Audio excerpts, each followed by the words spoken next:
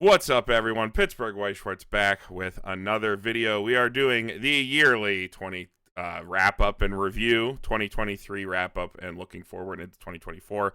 We will also be doing a tier list. I am joined today by a myriad of guests from all over the community. I'm gonna go down the line here. I have Colton from the Clock Tower Weiss broadcast. Hey, y'all. Channel, ever. And then we have Kevin, Strictly Broken. Hey guys. Kevin also does the community tier list, which should bring a nice spin on things, a different angle to discuss. We have Ollie, frequent guest. What's up? And we have Weeb Shortz, Tyler. Yo.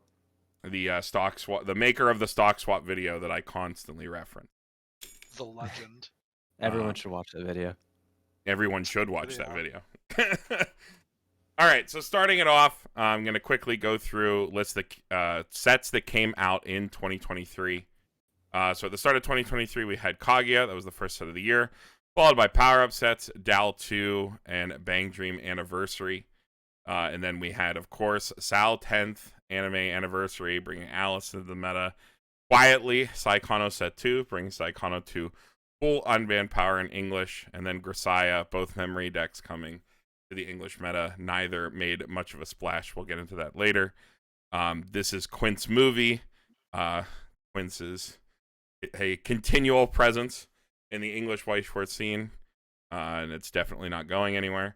Avatar: The Last Airbender, English exclusive, in the middle of the year, followed by Review Starlight Relive. That one was a bit of an eyebrow raiser, followed by Slime, not an eyebrow raiser at all, as well as HoloLive Volume 2, both of those very expected. Overlord Set 2, bringing one of the biggest boogeymans of JP over to the West. Review Movie, which was pretty unexpected, and unfortunately did not do too much. Azure Lane, Ari Ferretta, and Guilty Gear, all coming out in the back end of the season, and were legal for Worlds, but were not legal for many other events. I do believe some of them were legal for a few in the back half of the season. Somebody could correct me if I'm wrong there. Yeah, that's right. Azure Lane had a few tops, but okay, cool. Nothing. Making sure I'm not misremembering that.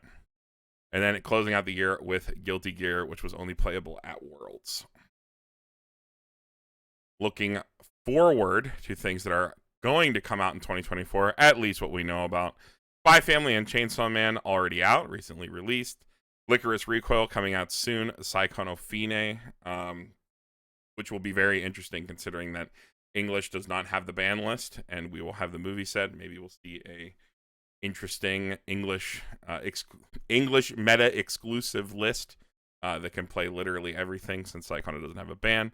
I have the Bang Dream reprint set up here simply because this will bring a lot of the old power cards back into availability. So people that want to play Bang Dream will be now able to. A lot of people who like Bang Dream and like that set don't play it because they can't access the extremely expensive or hard to find cards. Things like Toilet and Christmas Cost Me, which are being reprinted in this set. Bochi the Rock, a very popular set overseas. Has actually been making a bit of a splash lately, despite being kind of considered underpowered on release. It's been creeping back up, both in popularity and results overseas. Ruby Premium Booster is a big question mark. We have absolutely no idea what's going to be happening with that. Shauna, notable for Anti-Burn. Love Live, these two Love Live sets, it's Sif 2 and the Anniversary Booster. These are a bit of a question mark. Not exactly sure what these are going to do. Notably, they will give a buff to Love Live Sunshine, which we can discuss. And then Dengeki 30th, also another big surprise to be announced. And then I do have this down here, Golden Wind. JoJo's was recently announced to have a reprint, which means that the two premium boosters, or maybe one of them, are probably soon to be announced in English. That's a maybe, but as these things happen, I think we're all pretty used to it. We could probably all agree. That's a pretty good smell for upcoming new JoJo set to come to English. So in terms of sets that were released or sets upcoming, what are you guys excited for? Did I say anything completely out there in terms of meta impact and things like that of things that came out? You guys have any thoughts? Psychono. Yeah, we all know Kevin. Kevin loves Psychono. What an awful deck. I do think Ruby Premium Booster will be interesting to see. Last time we got a like a sequel set to an English original was Seven Deadly Sins, and that would end up being really strong. Ruby does have some strong utility cards, but just needed like slightly better combos. So if the Premium Booster can provide that, I think it can be pretty strong. Yeah, I agree. I'm gonna be pretty surprised if Ruby 2 doesn't actually do anything. Yeah, I think that one's definitely in that exact Seven Deadly Sins situation. Ruby was even like, a meta threat when it came out. It had its niche. It broke boards, and the top end didn't have to deal with defensive counters, which was a pretty big deal when it was mid-game HoloLive decks and Mishoku meta.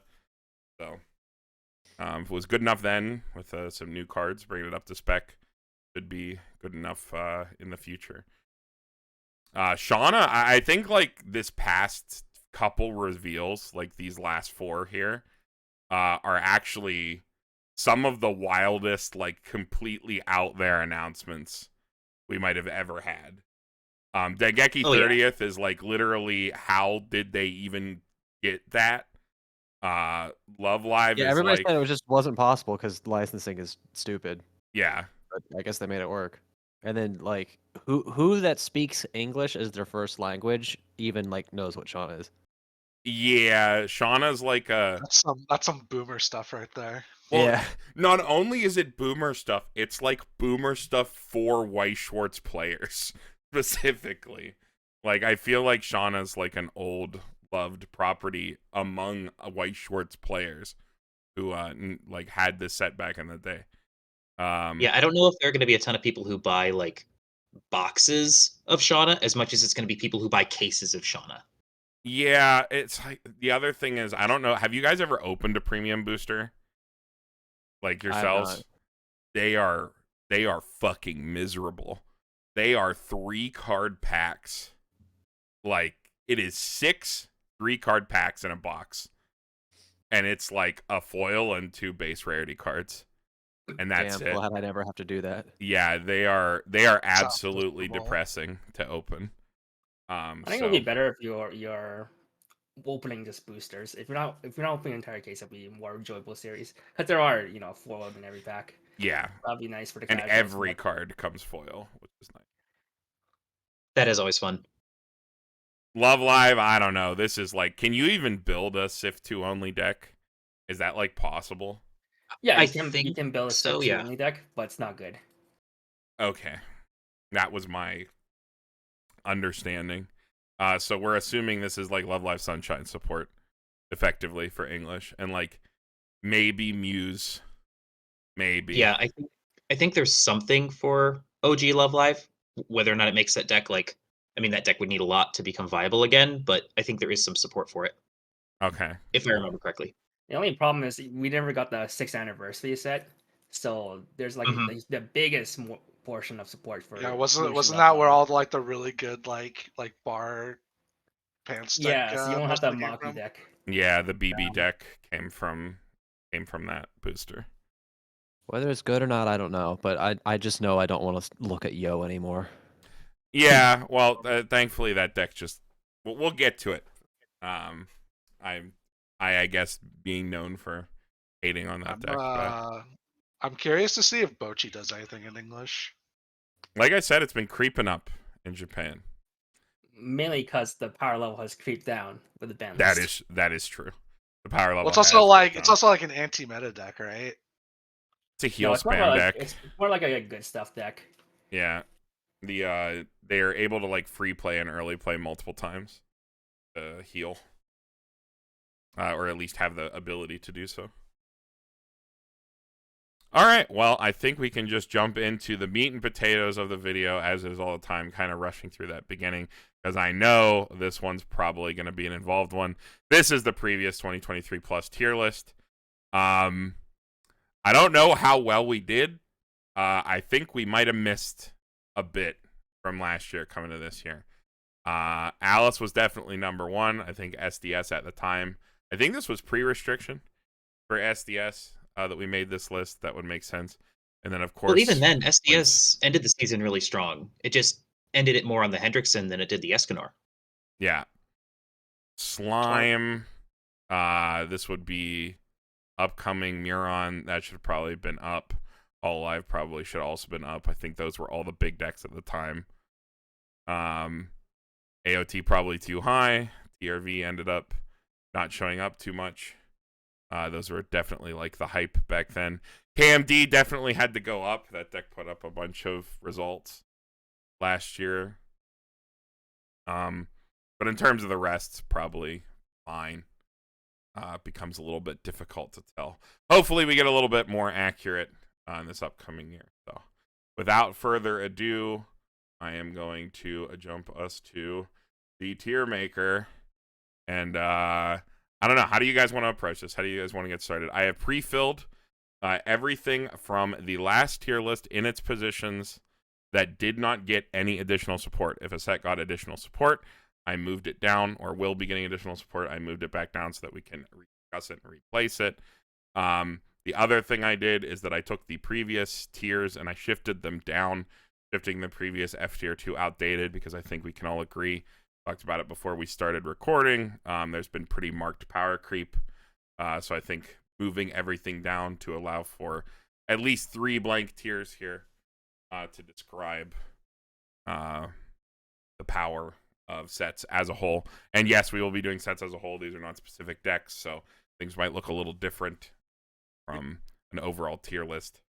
We could probably start filling it out, and then if we think we might want to move something up, we can. We should probably discuss what the tiers mean first. I agree with that. The way we've done this in the past, S is like a meta definer.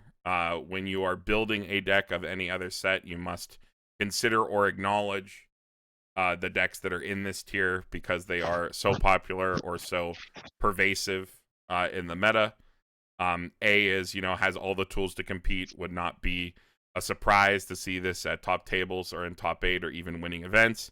B would be have a chance, not an eyebrow raiser in a top 8, but definitely has the tools to compete with the things above. Maybe it's just lacking a few things as a set. And then C and below is when you get to things being a little spicy. C is it has something crazy that it can do maybe, but it has trouble breaking through, is inconsistent, has some issues, but might have some very strong individual things that it can do, but is otherwise held back by either being, slightly dated or missing some things.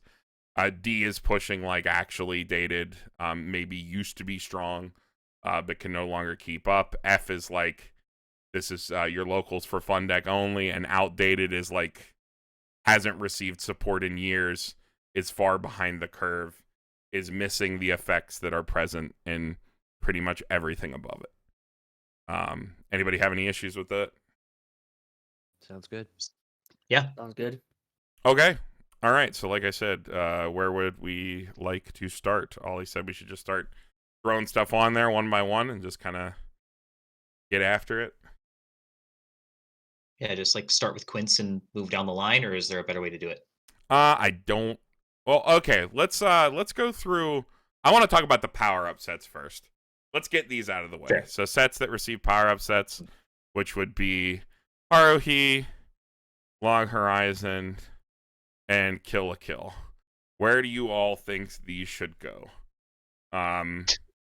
D So, tier I mean, most. Haruhi's the only one that has actual stuff. Right? Yeah, I would agree Yeah. with that. yep, Okay. Haruhi has I two don't even ways. think that's enough. Haruhi has 2 ways to deny basically level 3 combo.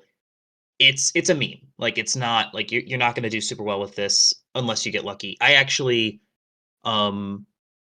so I played in 2 shop challenges during fall season last fall. I won my buy card on Saturday, so on Sunday I was going to a second event, and I brought Haruhi just because I'd already gotten my buy card, and I won the buy card. Like Haruhi just does stuff. Like you can just steal games with that end game stuff. Is it a good deck? No. Like it has a level 1 combo that works. Like it gets you just enough. You finally have a brainstormer, thank God. And like the fork, or not the foreclosure, the information binding event and the Mikuru that shuts off CXs, the only cards that really make it interesting. It's fun to play, but it's not good. It's either outdated or D tier. I think it's like I'd say Haruhi goes into D, and then Kill and Log go into F. Yeah.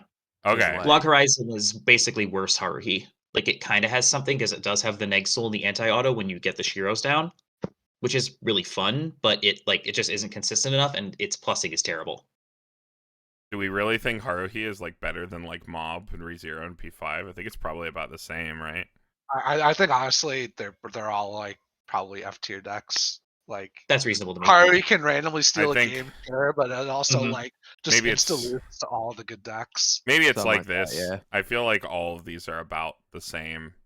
They're like randomly might have a thing. I mean, Fujimi literally put up a top last year by just being big deck with a level 0 stock swap. If I understand that person's run, it was mostly big card level 0 stock swap from the Big video dumb that they idiots. That's about right. made. Yeah.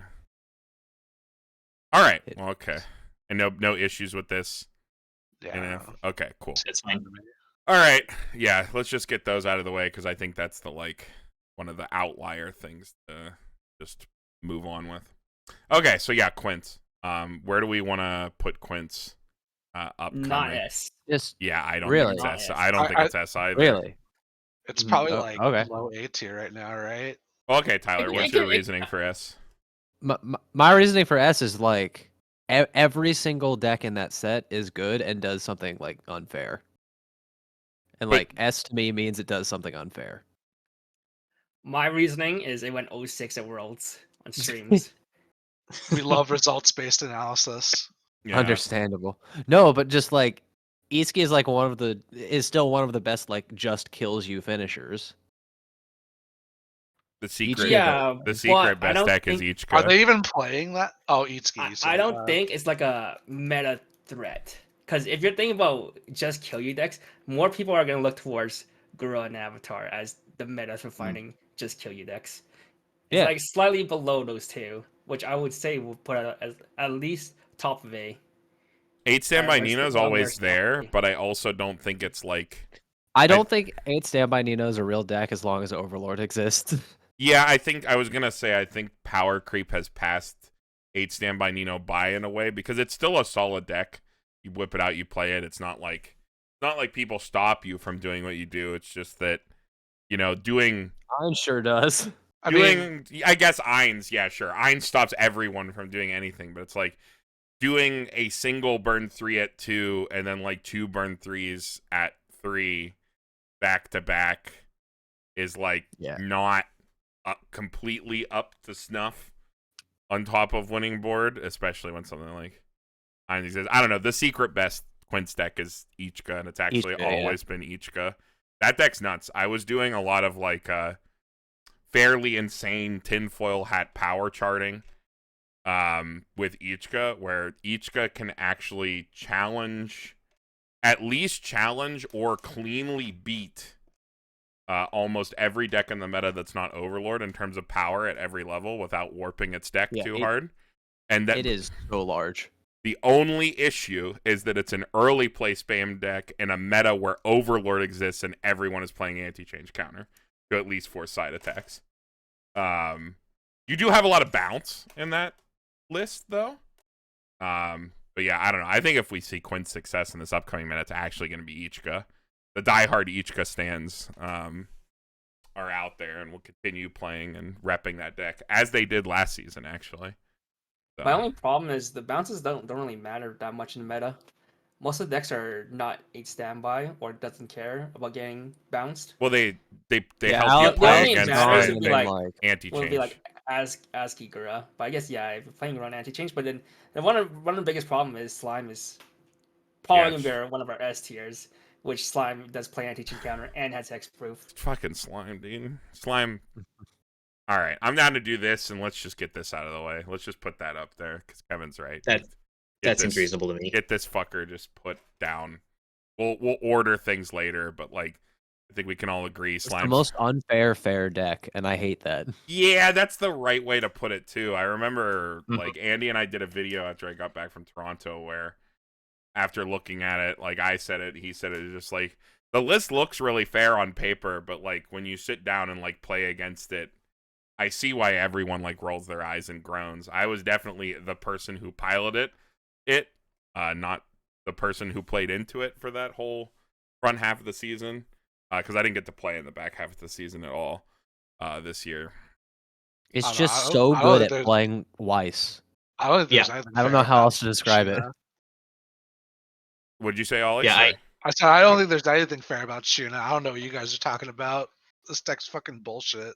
I think being literally one of the only decks outside of Overlord hitting double 1/1 back row, double lines front row, being the only deck that can stop Atla from going off consistently by presenting hexproof and memory kick counter in every lane is like really notable actually.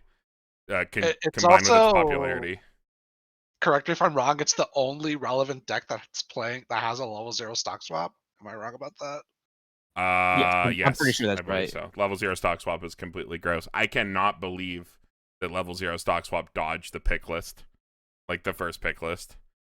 Yeah, I think that actually might be the only unfair card in Slime, like on paper. I think you're 100% right, Tyler. Like it is. I think that's also only obnoxiously unfair because no one else has it because they just Yeah. stopped printing it. Well, that and Mhm. hex, like I mean, easy it's access to obvious hex the only proof. other deck. Yeah, Like easy- currently the only decks that can anti-chain, stock swap before level 3 is probably just Bang Dream. Bang Dream and Kaguya, but Kaguya is not seeing any play. Hey, Fate has it. 8-bar Fate has it. Yeah, Fate. 0 My days. Digest. 0 days since Fate. I do think it's notable that like playing the stand now that they're playing the standby at 1, which like yes, you can play the 1k1 versions of the deck that play just the 1/0, like they play empty into 1/0. However, like I don't know what your guys' experience are playing the deck post ban, but all of those decks that just played an empty 1k1 and played the 1/0 clock encore as their like quote unquote level 1 game plan, it felt like so inoffensive to just play the standby in those situations anyway. That like playing the standby for the high roll always seemed to be preferable than not playing the combo to me. And I mean, we saw that in a lot of the world's list. I believe Ethan's list literally only played 3 level 1 combo because he was only like played 2. Yeah, like a lower amount because it's like you don't even care. You're just doing it to like maybe get the Shuna out early, maybe get a Muron out early, and then set up your level 2 game plan because it's so strong. Yeah, the standby trigger is just good value. Like on its own, it's still really good value. So just throwing that into the Slime list, it feels like the deck really didn't honestly skip a beat very much, even with the original level 1 combo getting banned. It doesn't feel like it really lost much. You do lose your ability to punish early, and I think that's the only reason why people were playing like yeah, I agree New Year 2 Soul, because they really like that ability to punish. I mean, Clinton specifically, I believe, was playing 1k1 or 2 Soul. He plays the 2 Soul. Yeah, because I've been on the receiving end of him doing exactly that. Like Slime's ability to just be like, oh, okay, I'm super consistent, so I can afford to just slam this to punish you, even though I won't get much off of it myself. I actually think the 2 Soul variant might be the better variant going forward. With like CSM out now, the standby variant probably doesn't hold board very well against if they manage to like pop off with Kishibes. Yeah, I can. I don't hate the idea of pushing more out. damage early in this meta. Yeah. What about pushing more damage early, Colton? Sorry. Oh, no, you're fine. I don't hate the idea of pushing damage early in this meta. Like, I think, for sure. Especially when you're playing clock on course, like you're sacrificing a little bit of damage on yourself, but you're ideally pushing more damage on your opponent to make up for it. Yeah. I can see that. I think so long as they have level 0 stock swap and the hexproof Muron board, this deck ain't going anywhere. Oh god, would you Yeah. like stock swap them into a Yeah. a 2-soul? Slam It's 2-soul? so miserable. Especially because those are into open lanes and Murin's base 1 Next level 0 souls. finisher. So you swing for 4, which is exactly what you want to swing into after doing something like that. Yeah. All right. Well, I think we can leave it there. Quince being quintessential. God, fuck me. Quintessential It's A-tier truly deck the for this quintessential. upcoming meta.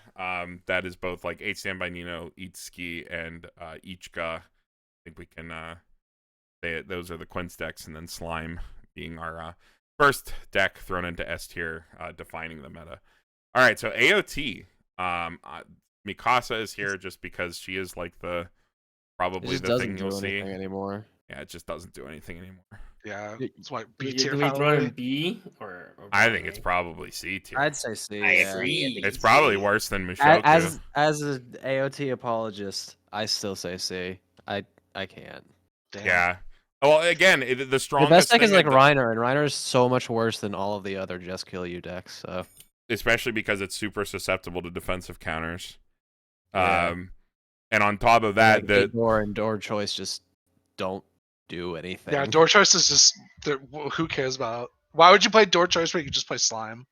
well, yeah, Yeah. exactly. Like the mid game that it puts out is not only worse than a lot of the other mid game decks, it's also it's not super susceptible to anti-change. You have hexproof, you have Armin, but they just don't do a lot compared to all the other mid game decks. Like, I don't know, if I wanted to play a mid game like early play spam deck, I'd probably play Ichika over AOT. That's for sure. I'd probably play spy over AOT. If your locals is I like agree. all Overlord players, I guess AOT is fine. That is funny. Your entire I- right side of the board or left side of the board is immune Yeah. to Hines. I think that's the only case. Oh, then you double Armin, and now it's all immune.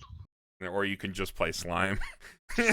Or you could just play slime. Yeah, just play Slime is gonna invalidate a lot of things, I think. All right, yeah, we can move on from that then. Ari Ferretta. I am an Ari Ferretta 2-soul bar apologist. But do you it put a plays higher 2 D? souls and functions as a deck. So like, Yep. I think that just puts it at like B, right? I think Like- that's perfectly fine. I am. like it's a functional deck where it just like smacks you for 8 sometimes. I will Mhm. let Riaz speak for me in the upcoming competitive season, because And the- I'm not Yeah, gonna the sit back row here double and filter is also pretty good. I'm not gonna sit here and argue Ari Ferretta to A, because that's what I personally think, but No. it does not have the results.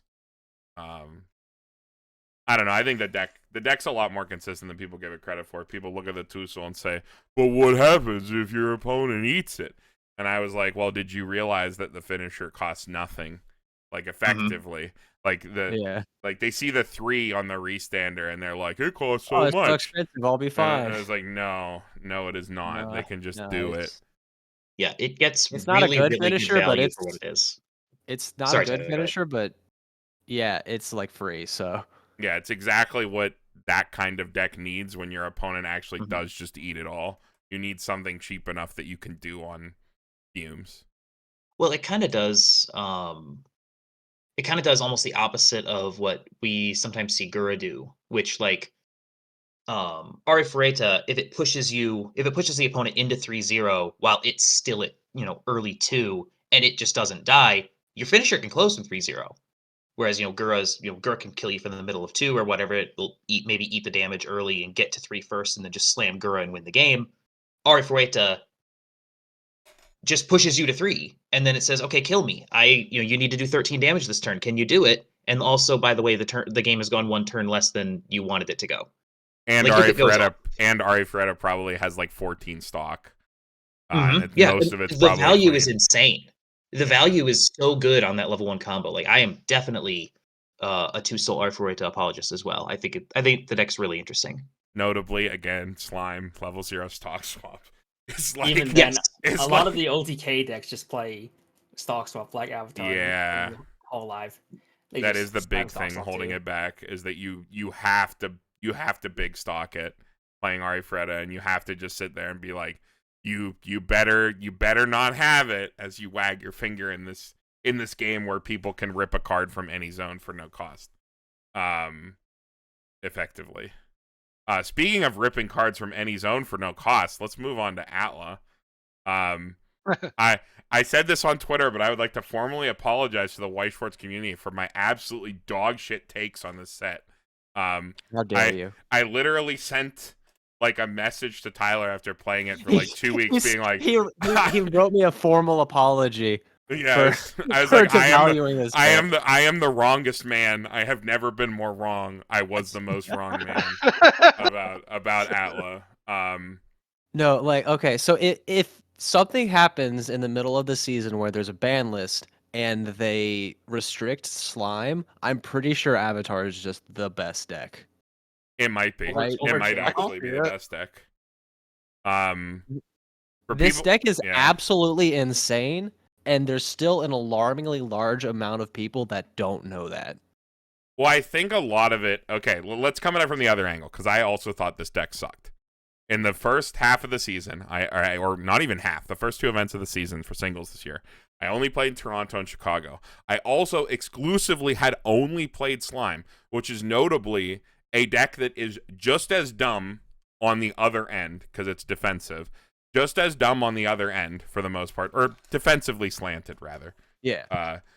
Just as dumb on the other end, and is also, like I mentioned earlier, the only deck that exists that presents an easy out to Azula, because they can't use the Ty Lee to turn off interaction.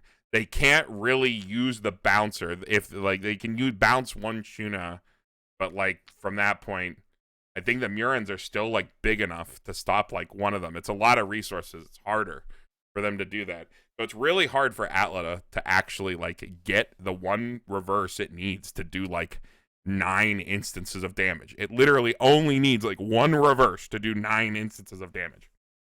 And Slime can just stop you from doing that. Also, I'm gonna just call like not parrot, but like just summon Yabi to this conversation right now. I think he's completely right. When over the past season, I don't think anyone in NA played this deck to its full, anywhere near its full potential, especially in the beginning of the season. Because I can tell you as someone who sat across from it in both events a lot, even when I lost it in top 8, people were not doing a lot of the extremely broken things that this deck can do that I am now seeing people do now. Like the player I saw at Worlds play. Like the player I saw at Worlds play as actually doing like Avatar things. But like earlier in the season, people were literally just like slamming bars and like maybe doing like half of what the finisher lines can do.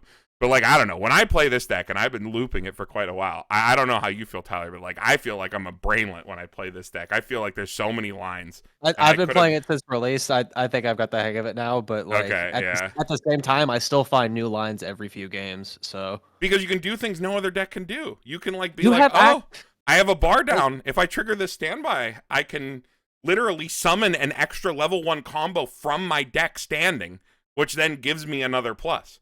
Like yeah, and then there's just things. like also there's also just like playing odds on your finisher turns to just like cheese out extra attacks that you can get even past your normal finisher with shuffling back Avatar states. Yeah. Shuffling back Avatar states, like, shuffling back Sokkas. I full comboed. I got 11 attacks. Oh, I triggered an Avatar state on one of my earlier attacks. Now I have 12, 13 attacks plus. Sokka actually attacks ridiculous. infinite times. He attacked. Then the other thing, I remember sitting there. I went out to the Ohio local and I was like, well, I don't need stock. I don't need hand. Might as well burn it all to the ground. Like I'm still waiting for the dream where I can deck out, shuffle Sokkas back, and then keep going. Keep going. Rip more Sokkas out. You have to get so lucky on not triggering them for that to happen. But yeah, the fact that that's theoretically possible is insane. Yeah, Sokka is nuts.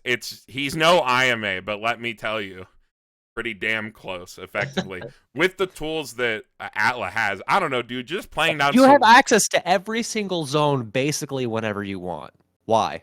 Yeah, the fact that you can freely access Clock, like, you can stocklessly access Grave with the Salami at the cost of 2 cards. which is the card that mills 3 if you have a. And that card never whiffs too. Yeah, the fact that that card hits even 40% of the time on average is like ridiculous. Like literally, you look down at your hand, like you don't have the Shinobu, you like don't have a Sokka, and you're like, huh, well, guess I'll slam Sasami. And then you flip over 3, you hit, and you're like, I'm the best player ever, free tri-field. And you just slam it. It's like, the best play to your outs card. Because like whenever you're stuck and you're like, oh, I'm at a wall. My options are just chump attack or play Salami and get it. My favorite is And when just, like- Salami adds a bar or standby, because you can add any card off Yes. that thing. It's just its only thing is that you Dude, have to it- hit color. Every time it grabs a bar, it's basically like an on play +3. Like how is Exactly. that fair? Exactly. I love classic grades A. Or more if you trigger a standby with a Sokka on Yeah. board and get a 4th combo. It's like So your Dao we're book easily combo. putting it. God, S Avatar is tier. my Oh, yeah, favorite it's media S, property yeah. of anything ever. I am so glad this deck is busted. Like I said, I apologize for my past transgressions. I'm gonna Uh, be so sad whenever it gets murdered. Yeah, I mean, Sokka literally needs I think minimum a limit too. And it's probably that is objectively correct, but like it is my baby. even with Sokka at a limit too, how does that affect the finisher turn? Because the usual finisher turn is like double Azula, and then like I don't know, I play pretty hard into the 2/2, so I usually have a hand arc core 2/2 around to like extend Oh yeah, we additional didn't even plays. mention the fact that if your opponent just gets shot to 3, you can use the 2/2 and kill them from 2. Yeah, Don't, you don't can even have to trigger an early standby. you can start doing like extra attacks at any point in the game where you either ridiculous. trigger a standby or at 1 forward if you trigger a standby to put the 2/2 Azula on board.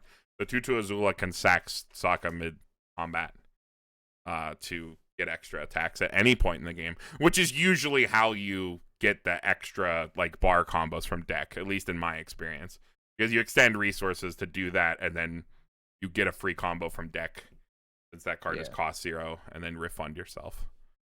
Yeah, completely ridiculous, deserving of the S tier. If Sokka survives, it's probably something ridiculous where it's like limit 2 Sokka and then like Avatar State something else if they actually wanted to kill the deck. But they will probably just let it run free because, I don't know, their track record ain't too good lately. All right, I think we can move on. Everybody good on Atla? Tyler Yeah. and I have gushed enough. Yeah. Ridiculous deck. I've apologized. Everything has happened. All right, Excel World. Excel World is getting an entire new shell in Degeki 30th. Does anyone have experience against this new shell? It's still a win. No. I was about to ask why it was on the list, so I clearly do not. It's 8 wind. They have a resonator, and I believe the new level 1 combo stocks and pluses you, or primarily stocks and then gives you thing, and then there's a resonate of some kind.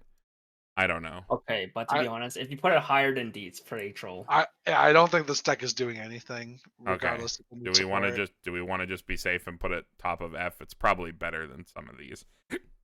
Probably. Considering it has more Dengeki's modern new. tools, but Okay, still, we'll it's just do still D then. like a resin like accelerate deck, which is a problem. True, and it's like old school accelerate. They can't even set your color. And it didn't even get the best accelerator because Kirito took that from. That is true. All right, moving on to Azure Lane then. I should have updated this. I was lazy. This should just be a picture of the cats. Yep. Azure took a- yeah. I took a swing for 7 from this once. It has to be at least B. I was gonna say Yeah. this is like a quintessential B tier deck, right? Like it does one thing and it hopes that it Mhm. works. It's pretty similar to Ari Furta, where it's like sometimes you just coin flip kills you. Yep, it's the most coin flippy thing I've seen, I think, ever.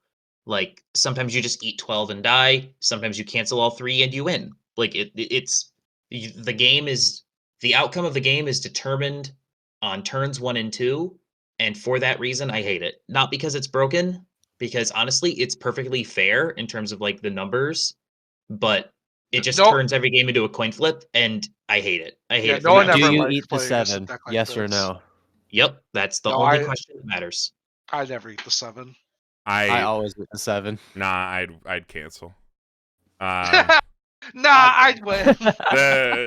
The the thing about Azure Lane that I hate is that it's like a set that comes out with 5 trial decks, an expanded size normal set, and every single deck immediately loses 8 slots to Cats. Because out of all those cards, the best thing it can do is play Cats. And that's so unfortunate. But I agree with everybody else. It's like B tier right here with Ari Ferreira. I It's think not good, but it is absolutely Like, miserable I think to play against. Yeah. It had Yes. enough performance where it's potentially better than Ari Ferreira.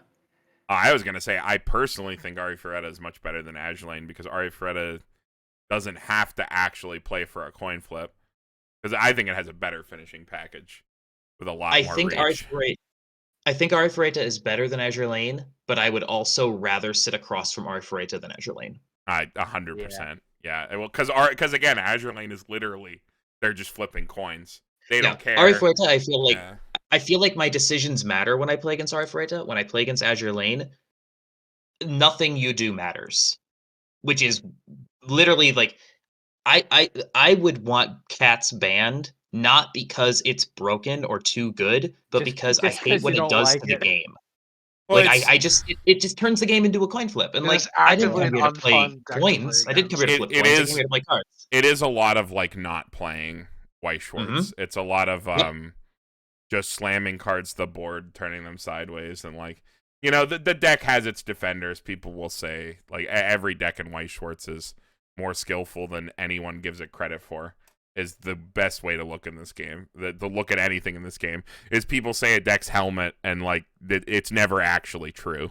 Like every deck requires some amount of finesse at a certain point to like. That's fair. Yeah, but again, I agree with everyone else where I also hate sitting across from Cats because they literally every single game it's like turn 1 if they go first, they put out like a 5k cat that swings at you for 4.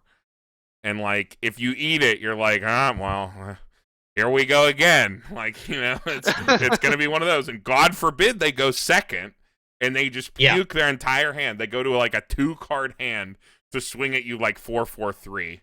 And that's the other thing. Yeah. Like the fact that like there is a measurable advantage to going first in Weiss. Like the data bears that out. But the fact that like whether or not you just die to Cats is determined in part by if they took standing arrested is insane. Like the deck has so little subtlety. I hate this deck for what it represents. Like again, I don't think it's necessarily broken. I just hate it for what it is. It also just exemplifies my beginning of the season gripes with the meta, which were mostly abated after like playing in it longer. I realized things really weren't that bad. But I think Cats is actually the epitome of everything I disliked or thought I disliked at the beginning. 100%. I was gonna say when certain individuals meme about like the death of like skill and wise, they're talking about this deck. Yep. Yeah. I agree. I can't argue with them. All right, moving on. Bang Dream. I think Bang Dream has fallen off so far. I think it's probably still fine, but it's probably. Oh wait, that's Shauna. Never mind. Bang Dream. Yeah, probably Bang like Dream here. still has like a couple of Bang Dream still has a couple of like good tools, but the deck feels like it's a year and a half behind. I mean, it's still stock swap Fumio. Yeah, I like think it has it's a couple probably, of like, at really least- good tools, but I it think just doesn't have quite enough anymore. One of Bang Dream's strongest soldiers, Dean. In fact, I caught him practicing Bang Dream lists for upcoming Springfest. The number one thing he always brings up is that every Bang Dream list feels like it only has 6 or 7 soul triggers. And, like, I looked into it, they really do. Like, they all, like, have to slam every turn to keep up. And if they don't, they literally just, like, completely fall behind because their soul trigger counts are so low that they actually do more often than not swing 1/1/1 when they don't slam climax. I will say this for Bang Dream, though. I don't think it's relevant at all, particularly in a fall meta, but in spring, where you have 2 teammates and you only need to go 4 and 2, like your job in trios is to go 4-2. Like Bang Dream can do that in like in a spring Swiss meta. Like I Oh, absolutely it's think still that Bang Dream competent. gets a 4 and 2. Yeah. Like exactly, it's very competent. It doesn't have. It's not going to Maybe it beat should the be stuff here. in S and A Yeah. tier, but it's going to Yeah. definitely beat a lot of the stuff in B and C tier, and that's what it needs to do in spring. So I think that like I know we're talking about like the year as a whole, but in a spring context, I think Bang Dream is one of those decks that's a lot better in spring than it is in fall. I'm down to move it up to like Yeah. bottom of B. Like put That everything feels right else to in me. B to the bottom. I think that's cool. Having Ollie is right though. Stock swap Fumio existing is actually probably enough, especially for spring. But things do be dated. Even if you do jam like the full Choo-Choo package into your deck, which does add like 7 soul triggers on average to your deck, it's still like behind. I feel like I see Bang Dream swing 1/1/1 without climax like all the time, and they just like can't recover. Your opponent goes from like 1/1 to 1/4, and then they just dunk on you. Giving people an extra turn at 1, like in Modern Weiss, is like actual That's a nightmare death fuel. sentence. Yeah. If you don't get a second turn in change, like you're Owari done. Yeah, it doesn't matter the matchup. Anytime my opponent stays an extra turn at 1, they just like miraculously cancel and they're at 1/5. I'm just like, oh shit. Yeah, Here we games. go again. It's gonna be a rough one. All right, okay. Bochi the Rock. Who has experience with this? Kevin? I feel like it has to be Kevin, right? Does people play Bochi in Calgary? I've never played Bochi the Rock. I've played against it twice and I didn't pay enough attention to like really comprehend what was going on. I mean, I know the deck's creeping up in JP, but like Kevin said at the beginning, JP saw a pretty heavy ban list, which brought down the power of the meta. The deck that's being played is Door Bar, which is Eat Ski combo into Marine at home. It's end of attack, pay 1, ditch 1, burn 3, and has the same on enter sack, add 1, send 1 to stock. Deck 3, add 1, send 1 to stock. The X factor of the deck, at least for the current JP meta, is that it has an early play where you can sack a level 0 to play the early play for free. It is a 2 or less early play, so they don't usually get an opportunity to do a lot of that at level 2, but at level 3, they can consistently like heal all the way down to 3-0 if they don't die. With like hitting brainstorms and stuff like that. Like if they eat a bit and they're compressed, they can like hit a brainstorm, pick everything back up, heal it again, sack it off with their finisher to recoup resources and like continue to heal. And they also have a 2/1 fake stock shuffle, which lets them do it early. What are they calling that? Magic Rock? The 2/1. I don't remember what the Magic Stone. I think Magic it's from Stone. They just called Magic Stone and Damachi. Yeah, it's much. Yeah. I just call it garbage stock swap. Yeah, garbage stock swap where you put all the stock into their deck and then. What do you mean? That's the new stock swap, dude. Yeah, the one old stock swap. Yeah, it's a stock swap. It's a stock swap where you do the wrong thing from Tyler's video every single time. Sometimes I just got hit by hit 3/6s still. I'm just like, okay, like there's ways to use that form of a stock swap to actually be advantageous for you. It's just so much more thought that has to go into it in order to figure out if it's correct, and it's so infrequently correct. Like, why? Yeah. So what the deck basically does is play similarly to 8-door Eats King deck, but instead of leveraging all the resources you build towards a OP finisher, you use it towards playing a strong mid game with the, as Carmen said, the free healing early play, as well as people are now playing the global 1/5 early play to present a decent board, which I don't know if that'll be good against Slime, but you do have the stock swap, the garbage stock swap, and you also have the Fumio. Both of those are pretty cheap. I think it'll be like 3 stock, 2 hand in order to do a stock swap Fumio. And then you already have a 4 stock finisher. So it ends up being like 7 stock, and you can just like pull out an entire stock swap Fumio burn 3 finisher. Which is like not as good as triple ESK, but it's pretty good all around. Considering you have better access to healers too. You have just a more robust mid game, I think, than Eatski, which can definitely clear stuff. ET can definitely clear stuff, but I don't know. Unless it hits the unless it's in the right matchup, I don't think you regularly see ET like holding board a lot. The early plays can get big, but like they'd rather save their resources to kill you rather than continue to hold board. Does the EP have to stack a specific 0 or just any 0? Yeah, it's Specific specifically 0, but you play 4 of it because you have another card that it's one of those you can ditch salvage character X is equal to number to you can salvage level X where X is the number of the character in your bin, and that's also the same character you use for your EP. So you always just slam 4 of it. It's also just a stock bomb, which helps against stuff like awkward Rickies and stuff. I Yeah. see. And A deck they that stand by coincidentally slams 4 zone bombs. We We're love getting a those couple of kind those. I mean, it's probably it's probably high B tier, right? I would Considering actually nothing have gets to banned, say or would you it's say like A? I'm I'm down for like end of A, like putting in the other thing. I'm down. I have the finisher here that like nobody plays. This is like the door finisher, just because I think that's what Western players think of when they think of this deck currently. But it's definitely more about the Rio and everything at the end. All right, everybody good with that? Bochi, like end of A, Yeah, on the line.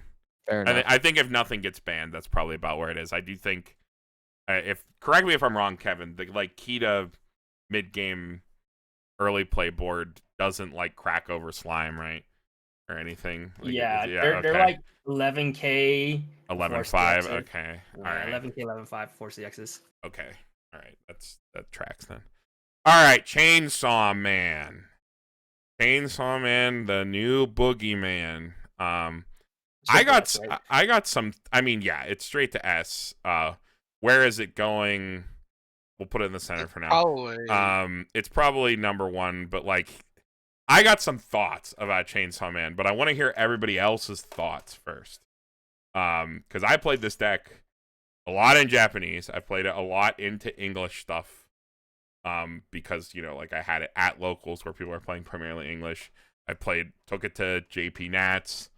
I'm very familiar with the list, and all permutations of the like stock soul bar list that people are considering to be the boogeyman deck. But I want to hear everybody else's thoughts first. I think this deck is just absolutely gross whenever it does its thing, and it does its thing more often than it doesn't do its thing. But whenever it doesn't do its thing, it's kind of bad. I think the deck is just overall hyper consistent. You have lots of ways to grab. Yeah. Huge toolbox. You have lots of ways to grab it, and you have lots of ways to find your CXs with the check 3 brainstorm and 2 different types of stocks CX swaps. It's like a super strong deck, but I don't know. Avatar might still be better just because of how unfair the top end is, but it's definitely still like an S tier deck. I think I agree with Tyler. I think that when it pops off, it's very good. I think when it doesn't pop off, it can struggle, especially because I think there are some things Like in the Swiss bad rounds. games. Sorry to interrupt. Go on. I think that one of the things I think there are some things in Swiss rounds we're seeing a lot more early game damage. I don't know how well it responds to just getting hit by cats or Arifureta, like 8 plussing a 1k1 HoloLive. I think that's if it gets run into level 2 super early, I don't know if it has enough time to recover, whereas other decks have a little better recovery. That's my primary concern. Okay. Wow. My opinion on the deck is that I think that everybody's like issues for the most part in the early game, I think are where, like eating early game damage, doesn't have time to recover, etc. I think these are things that actually happen to all Weeb Shortz decks, and can happen to any deck. I don't think that they actually negatively affect Chainsaw Man any more than any other deck, and here's why. The finisher itself, the Aki finisher itself, does require at least like 1 turn of quote unquote setup to be its full thing. You need like some amount of stock to put a Himeno in memory for the power in the handout core and play like maybe a singular easy revenge. in the fastest of fast games, where you say you take your level 0 turn, you like triple cancel at 0. Oh no, you get cats to level 2. You have a single level 2 turn, and then you're at level 3. No deck functions well in that scenario at all. I don't think there is a single deck out there that can actually like crack back in that scenario, except for decks where all they do is try to coin flip the game like cats. I don't think anything actually responds anything better than anything else. The other big misconception I think about Chainsaw Man, nobody here mentioned it because I think everybody's starting to realize this, is the thing that people think is the biggest boogeyman of the deck is actually a complete trap that is included in the deck specifically to get people to try to warp their deck to include answers for it when it doesn't matter, or extend resources to attempt to clear it when it doesn't matter, and that's Kishibe. Kishibe is a card that you include at a high count in your deck, and this is actually the worst part of the card, so that you can coincidentally draw him, or after you are done playing all of your easy revenges at 1, which you were going to play anyway, when you hit a 1 or higher and have nothing else more important to grab, of which you have many more important targets to grab before you pick up a Kishibe, you put out 2 Kishibes for an 8k wall, or 3 if you are the luckiest person alive and have a 10k wall. Your opponent then extends to try to clear these. Either they're already at 2, they play an early play, they kill 1, and you keep 2 if you have the full board of 10Ks. Or your opponent, if they weren't Avatar, because I think Avatar is the only deck that freely plays a cost bomb without warping their deck in some way to include it right now in the meta. If your opponent cost bombs a lane, I do think Chainsaw Man, that is exactly what they wanted you to do, because you either had to clutch that answer or expend resources to put down that answer, of which Chainsaw Man says, what a cool open lane for me to put my broken Power Stalker into. Yeah. Which is actually one of the most egregious cards of all time. And I actually think the Power Stalker and all of the other cards that just shit free resources when the game goes fast, such as the Aki early play, the Power Stalker, or just like your Stock Soul combo, which off a single card goes +1 stock, +2 cards. I think all of these cards that just also the Makima 0. Yeah, and the Makima 0, which just shit free resources for nothing, actually make it better at recovering when it gets rushed than the average deck, because Chainsaw Man is a completely unfair, overtuned deck that actually doesn't interact with you and can't be interacted or effectively teched against. So in a way, it's probably one of the least offensive top tier decks we've had, or boogeymen in the meta, because it actually, outside of them hitting the Kishibe nut, doesn't stop any deck from doing what it's trying to do. It just does its own thing better than anyone else and can't be stopped. Like, and Aki, I don't know what your guys' experience are with the Aki finisher. It's like, yes, it's an icy tail that burns for 1 more often. Sometimes you get Kokachino and it's cool. But in my experience, playing this card extensively in both metas, Aki never kills anybody. It's the rest of the deck that kills people. It's the knowing the top 3 cards of your deck all the time, getting free heals off the 2-1 back row, like being able to do things that no other deck is able to do. I don't know how many times you guys in Weeb Shortz have experienced this, especially when you are playing level 2 extension decks that just try to spin level 2 as long as possible. The worst thing of like, well, I triple canceled, I should clock to get back resources or something like that, or I'm going to heal anyway or do this. You clock, you draw 2 climaxes. What if you like saw the top of your deck, saw there were 2 climaxes, and instead of even brainstorming, said my deck is nuts, I just crack this Himeno to reshuffle and grab a healer? Like, you can take absolutely disgusting lines that no other deck can do to try to extend the level 2 as long as possible to attempt to recover games. And I think as people play longer, I mean, Darcy literally just put out a video about the deck that went like, I think it was like 9-1 over the entire competitive season, WGP and Worlds, that like didn't play Kishibe at all and just used the 4 slots for extra techs. And like Kishibe is literally such a like non-important thing to the deck strategy. As long as other people in the room are putting Kishibe in their deck, it actually lets you not put Kishibe in your deck and have all the benefits of Kishibe, because people are putting things in their deck to out a card that you don't play. So, I don't know. I think that's an interesting take on it. I don't know. I talked a lot. Anybody have any responses? I agree. Okay. There's a reason why this was a Like- top deck in Japan. It just Yeah, the deck as I the said, deck there's is ridiculous. So much tools. But- You can do so much lines. And like whenever I say it, like it's bad games, you just kind of fall over. I don't mean like exactly the you got rushed so you can't do anything, haha. Because you're right, that is just all Weiss. I'm referring more to just you have like no hand whenever okay. things go wrong. Yeah, I guess so. Because you play a lot of level zeros that like lose I- board, none of your cards would ever live ever outside of a Kishibe. You have like no chance to ever recoup Yeah. hand. I was gonna say I also feel like the deck, like if when Kishibe does get answered, your stock also tends to be like running low unless you like were consistently looping stock souls every turn. Well, I feel like that's what the normal case, right? I mean, you play. Sometimes you just whiff, dude. I guess sometimes you just whiff, but I think any deck, Especially can if you have whiff. to like brainstorm multiple times to find that stock soul. It ends up becoming not worth it at some point. Yeah, like the stock soul trigger is like the worst. It's the worst trigger for looping. Like you do get the tech, you do get the repeatable check 3, so like you have a better chance of hitting it. But like there are definitely going to be games where you draw one and then you trigger another. So now you only have 2 left in the deck, and then you need to get your CX swap, or you need to trigger a bar, or you need to draw into it.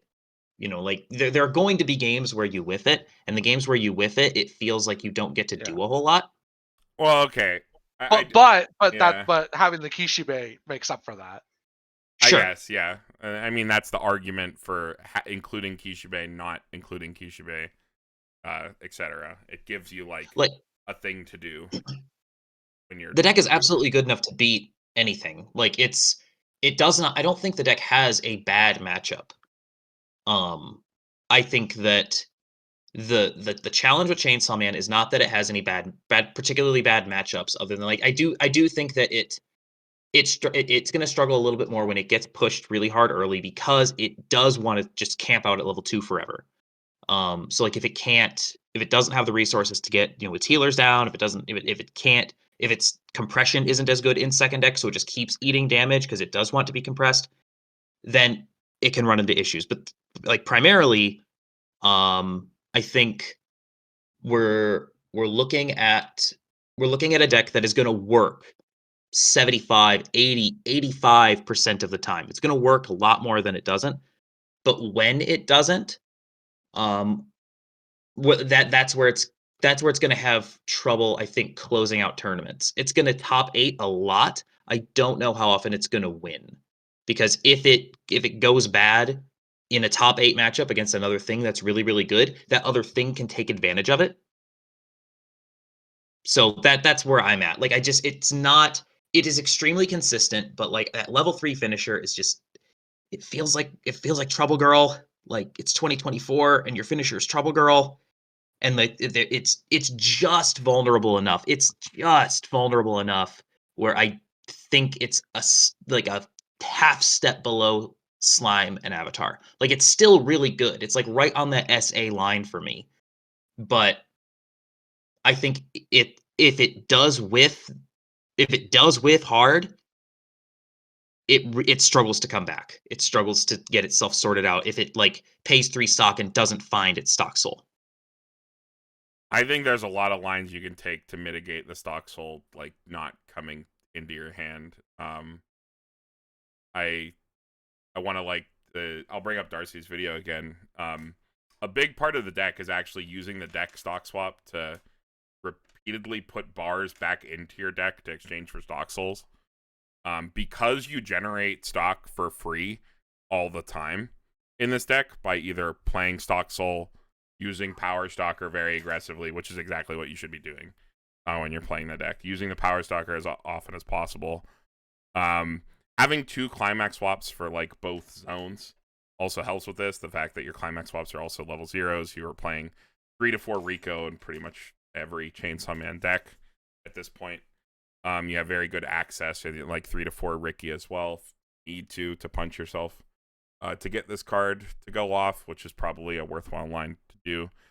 You can put bars back into your deck to exchange for stock souls to mitigate the chance of you actually triggering the stock soul, and more often triggering bar to then swap back into stock souls and continue going.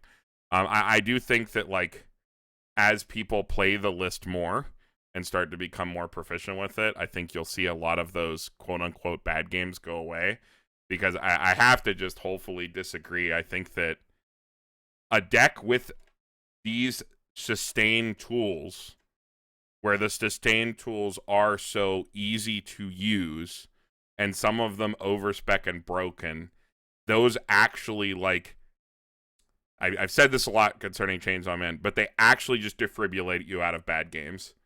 Like, every quote-unquote bad game I've played with Chainsaw Man, I have literally been able to claw myself back to a winning position, where at worst my chances of losing the game were 50-50, of games that were otherwise, as any other set, completely unwinnable.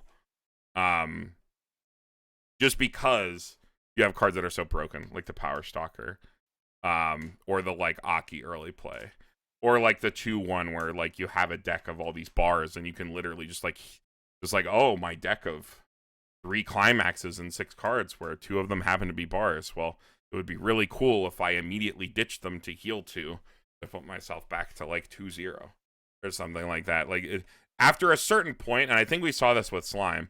How is Slime in a meta of ultra finishers continuing to be such a force when the sustain tools are good enough? You can overcome the ultra finishers to an extent. If your defensive tools and sustain tools are strong enough, you can actually break through the ultra finisher concerns. And I think Chainsaw Man is there. I think that people just don't think it's there because they haven't sat across from it enough, I think, yet.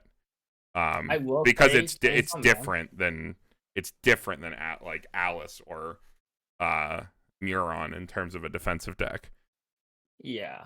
I will say Chainsaw Man will require a lot more practice and knowledge about the deck than, say, Slime. Yeah, your average Joe will perform much worse than Chainsaw Man.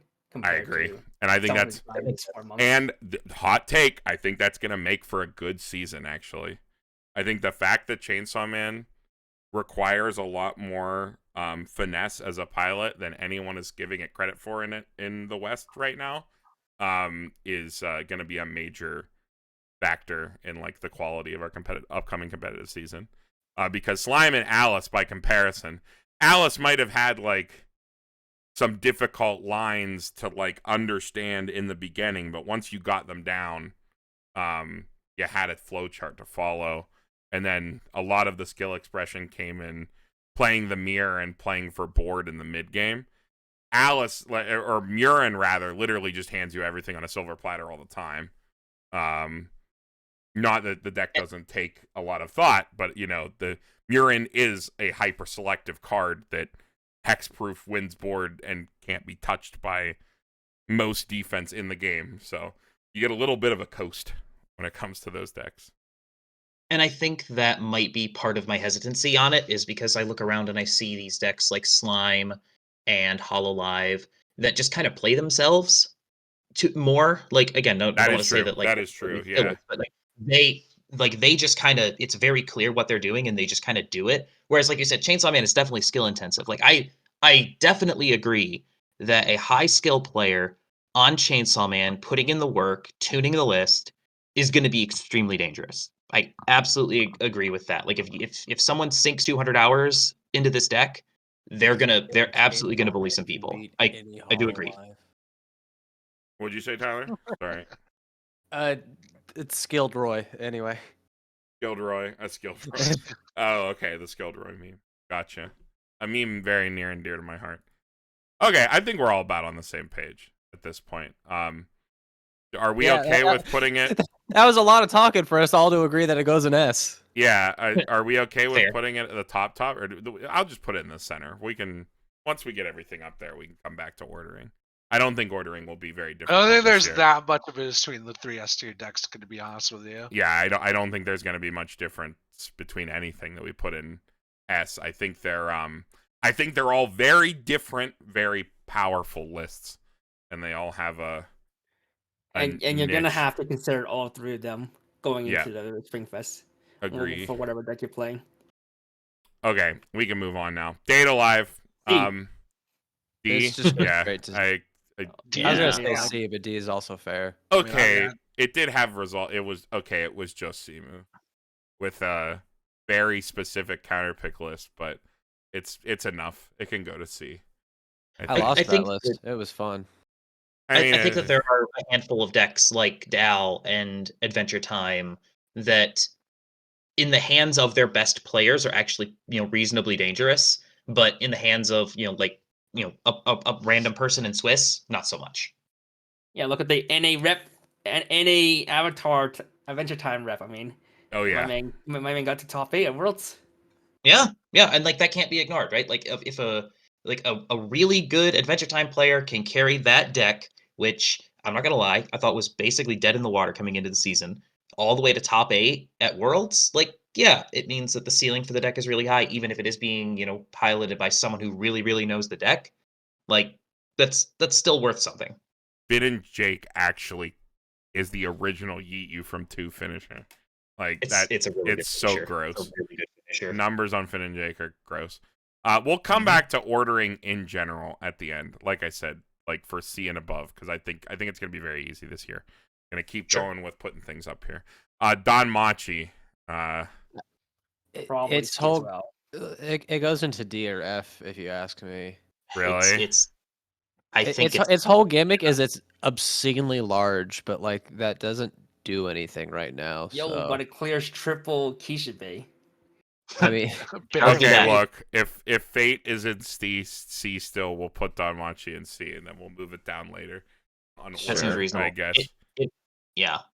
It just doesn't. it does one thing, and that one thing is not very good.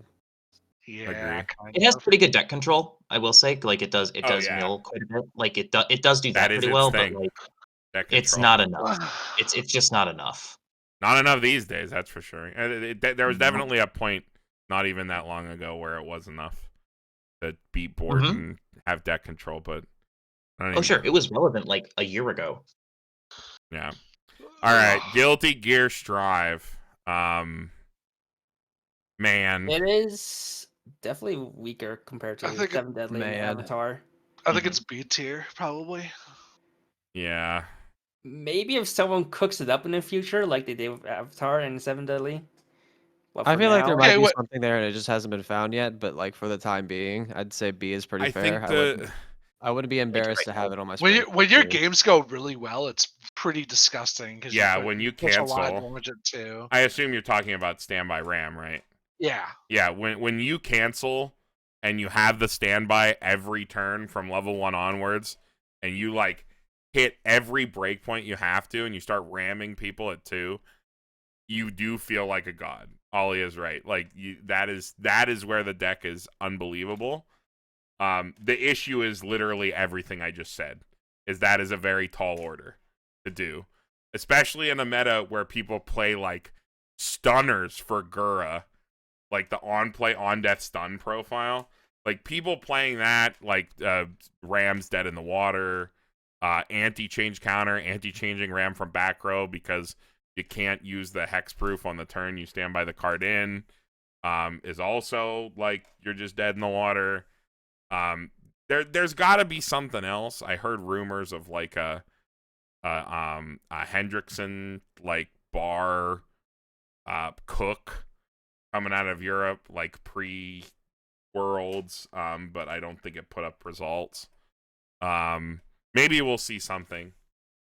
But yeah, I guess I do think with the modern tools it has, it probably can't be lower than B, right? It can't be Yeah. worse than Bang Dream. Yeah, I would say The it's real probably, cook is the laser list. I mean, I think it could be Laser. better than Azure Lane. Yeah, you can laser in that deck. Can you? Wait, what stacks a card? I can't remember. Oh, the Potemkin. The Yeah. Potemkin stacks? Oh, the Potemkin finisher, yeah. Wait, how do you actually stack the last card? Can't they cancel on the last card? Or I I'm going to be honest, I'm way too tired right now to okay. search my memory banks for what exactly caused it, but I remember you can laser in that deck and it makes me happy. One major issue with this deck in this meta though is a total lack of stock swap in any form, not even bad stock swap. Yeah. That is very, very bad. For literally everything. But it does have some crack stuff. I think especially its early game.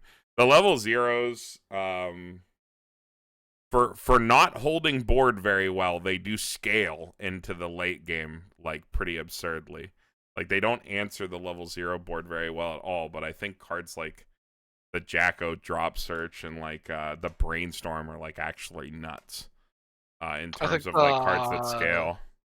I think the 1/0 swords when are also pretty insane. Oh yeah, that they just Being get able a to get soul. value, being able to get soul value playing a standby, Yeah, is pretty strong. that's why I always slam 4 of it, just so that I can get them out there at 1. Yeah, I bumped that card up to 4. Yeah, it just feels comfy. Also, just extra copies so they don't get lost because you have to get the rammer.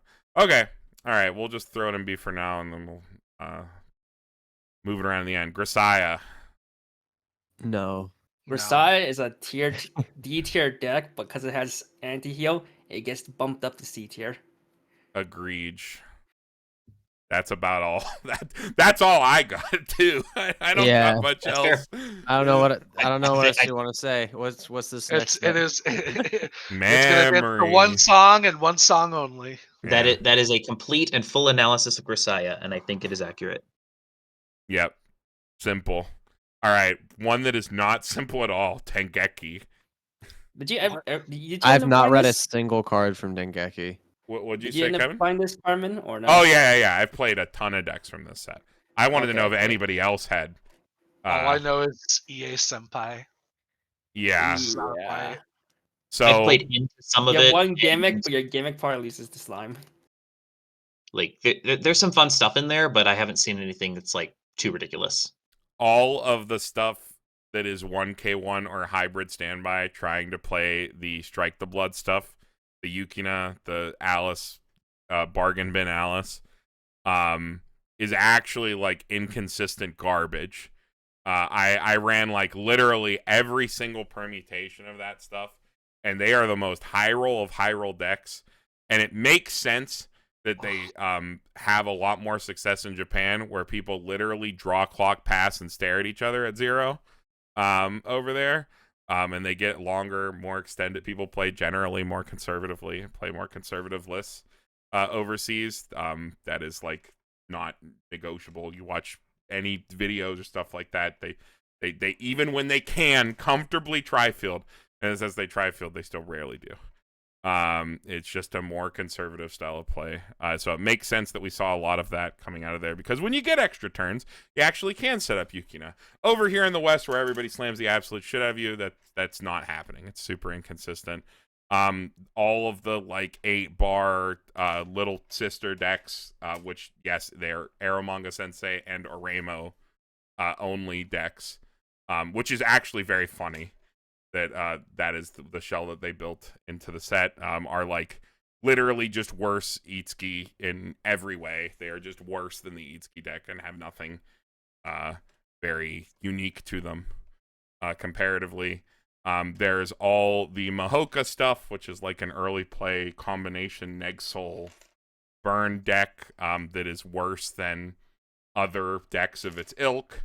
And then the best deck in the set that I played was 8 Standby, because you can still play the Yukina stuff, and you get a pseudo-yo type thing to do it too, where the Tomoka, the basketball lolly, starts dunking on you with burns at level 2. But that deck is also like weirdly inconsistent because it has a level 1 experience condition, where you have to have a specific card in your level 1. So the set is kind of like, but it is modern. I would say it's probably around here, just because there's so many like random things, and it has modern profiles, but it's definitely lacking. I guess nobody else has much experience Yeah, with it. I don't know any of the cards, so I'm just taking your word for it. What you described sounds like a C tier deck to me. So Yeah. I'm just going to believe every word that you've said, and Okay. thus I believe your assessment is accurate. Okay, here's HoloLive. It's up HoloLive, here. it goes in S. It I won, hate It so goes in as one won- world. It won, so one of it's the most first. popular set. Shout out to the refresh point. Shout out to Steve. Incredible job. Good job, Steve. 1K1 HoloLive. Colton being one of the people that jumped on this very early. I mean that's about it, right? You push the more damage, you have the more deck speed.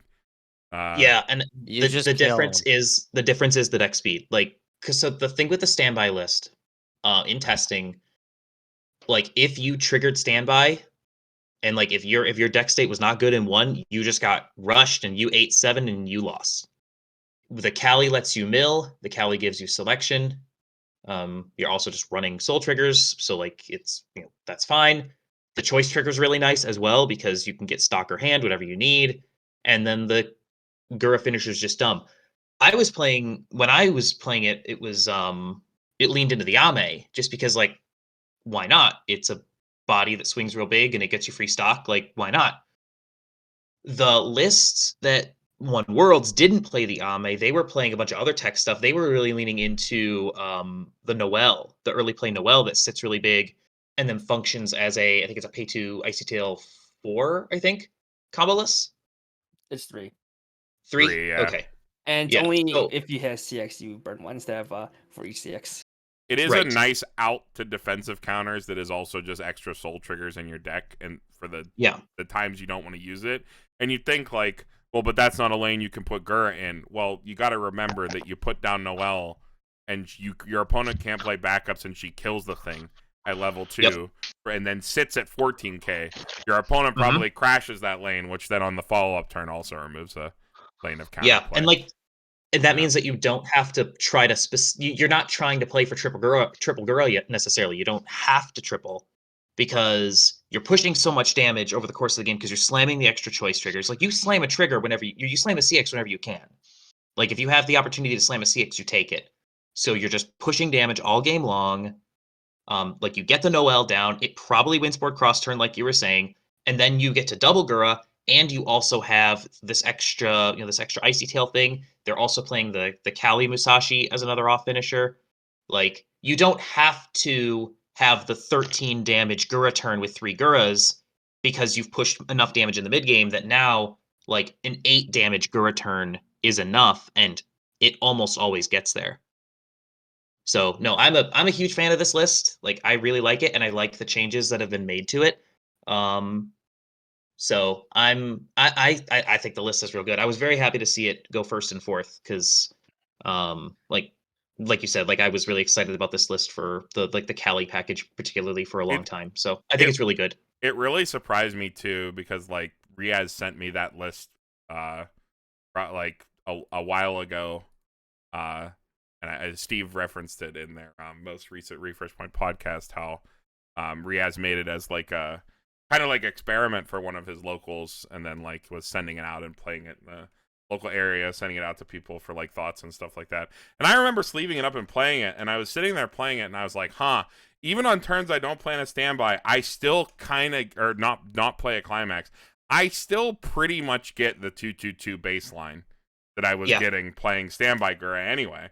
And I get to play a lot more of the game, which is the problem with Standby Gura, is the best way to play Standby Gura, and we talked about this a lot in the beginning of the season, Cold, when we were at events and things like that, where the right way to play Standby Gura was to play almost no Weeb Shortz at all, where from the beginning of the game, like from turn 0, resolving Oski combo, you are searching Gura finishers, you are purposefully not managing your deck state, you are literally sitting there and counting to a stock threshold, and then trying to flip the table and kill your opponent from like 2-0.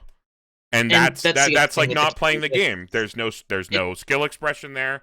There's no amount of actually playing the game. Like you're not acknowledging Like the edge cases, which where I will forever argue is where the game of Weeb Shortz is won, is like coming out on top in the small ways you can screw over your opponent while inching out every benefit you can. You have no opportunities to do that playing Standby Gura, or very few playing Standby Gura, because by design, you play as little of the game as possible. Whereas Kali Gura, you get to play all of the game. And as another effect of that is not only do you get to see more of that skill expression, I think the ceiling is just higher when you have the opportunity to play more Weiss. It's also just way more fun. Like, Standby Gura is not fun to play. Kali Gura, much more fun. It's just, you get to do stuff. You get to play Weiss. That's what we came here to do. So, like, yeah, I think it's the better list in pretty much every metric that matters, in my opinion. So I was very happy to see especially for the environment where people in general play faster. People tend towards more aggressive choices, etc. I also like how you're less susceptible to counters that people are playing. Like, you won't lose if you get your Gura anti-change counter. You won't lose if you get your Ame denied. The sack. Ame gets denied. Your Standby Gura gets anti-change or stunned. Arachnomancer doesn't do anything. Yep. Sack Nexal counters, dude. Sack Nexal counter. Like, I remember Tom talking about that, like, in the middle of the season, like, after I had stopped attending BCSs, like, how good the counter was. And I remember throwing it in a couple of my decks around then. And even at the local level, like, that counter is, like, pretty hot when people are playing stuff like Ame, or, like, just, random, like, stuff like, or even Azula, like, and they don't get to use the Ty-Lee or something like that. People don't expect that counter, and it can, like, randomly win you games because it's just a cheap way to get a character off the board. Well, it also doesn't help that HoloLive is just, like, the sets are just stuffed full of good profiles. Like, there's and, like, we've only talked about Kali Gura. There are a bunch of other ways you can play HoloLive and absolutely do well. Hanata's still there. Hanata's still there. My list is still Hanata good. Gura. Like, Hanata Marine is still, like, there's so much you can do. Like, like, one of my favorite things I've seen, Braden, my other Clock Tower teammate who's not Brandon, plays, he really likes the Choco top end. And, like, it works. It's pretty good. Like, it's hard to throw two combos together. Absurd. Yeah, it's hard to throw two combos together in HoloLive and have it not work at all. Like, the set is just so full of so many good cards. And that also means that you can make changes to, especially because Kali Gura is so flexible, you can make changes to it to adapt to metas. Like, we saw people, they moved off the Ame and onto the Noelle, and it was a great meta call, and it worked out really well. So, like, the list is so flexible because of how good the card pool is. And I think that's one of the things that makes HoloLive so, so good. Is, like, even looking at the other sets on the S tier, like, if you just count the number of good cards in those sets, HoloLive has far more good cards than any of those other sets. And, like, Slime has lots of good cards, but HoloLive just has so many. It's obnoxious how many good cards HoloLive has. And you just get to put all of them in because there isn't really any reason not to. Like, you can get away with playing the double... You can get away with playing the double level down IMA in Kali Gura. You can do it if you really want to. You can do whatever you want. Yeah, like, there's not really any, like, you can play the deck any way you want, and I think that's one of the reasons why it's so particularly dangerous. And it's also hard to predict too. I do think someone the other throws part, HoloLive in their grave off of a mulligan, and it's like, okay, what are they even playing? Because you can't necessarily tell unless they ditch a Gura. One of the scariest parts about these decks that include Gura, whether it's Kali Gura or like Hanata Gura, I always knew this. It's finally catching on. The fucking level 0 Ame is like the most ridiculous consistency card for these decks, where, like, your primary climax you care about, or both of your climaxes, God forbid, have soul triggers. Like, okay, we were literally talking about this with Avatar. How gross is it when Sasami hits a climax and you get to add it to your hand? What if, like, Ame just did that all the time? Like, and you didn't have to hit 3 different colors to add things to your hand. Steve actually mentioned as much in their most recent podcast as well about how HoloLive English's #1 detective always adds climaxes to hand. It truly does. That's like some consistency tool that we don't see pop up. A level 0 consistency tool that we do not see pop up in many sets. And of course, HoloLive has it, the set that needs it the least. Well, Like- and the funny thing is, like, the 4th place list didn't even run that Ame. Yeah, I know. Like, it's just, there are so many good cards. You can take it in so many directions. Just do whatever you want. It'll work. It's unbelievably consistent. All right. HoloLive horse beat to death. Kaguya. No one's playing it, but Mhm. It's probably fine. C, maybe B tier. G, maybe Yeah, it's like- bottom B. it's better Probably. than Fate, Albuta, and FGO, so they're It's I think it's somewhere better in here. than Dow. I think it's better than a lot of those decks, to be honest. It has a It's level probably better 0 than Ruby. stock Oh, it's swap. It probably also Ruby. has a level 0 stock swap. Ruby does, is it's true. probably too high. I just haven't moved it yet. I'll move it down. I'll move it down. It's probably down here. No, Kaguya is. I think it's very, very C. It does a lot of things okay. Yep. The big thing right now, I don't know how much President is actually doing right now, which is I agree usually with what that. determines how good Kaguya is. My only hope was Kaguya. We get the JP ban list for Kaguya, so you can play 8 door. Yeah, so that, please just give me the fucking Ricky back. I have four SPs. Just let me. It's play them again. unbelievable. It's unbelievable. My favorite that is still on is the ban list. when It's so dumb. Okay, I have to bring this up because we're an hour and 30 minutes into the video. Anybody, I'll pull a Rudy here where he says we're far enough into the video, we can get spicy. When they were pushed on ban list justifications on Twitter, they literally said that there are sometimes reasons outside of competitive relevance why things remain on the ban list despite not mattering. And that was implied to be the reason why Kaguya is not off the list. So it is actually very possible that there was a directive passed down from Bushiroad Japan that said that Kaguya has to be banned because of its prevalence in Japan, and it is not allowed to come off because we believe it to be a design mistake. When Bushiroad believes things to be a design mistake, they sit on the ban list to rot forever. Kurami will rot on the ban list for all time. Stuff like if they think that We thought the same about Yeah. rest.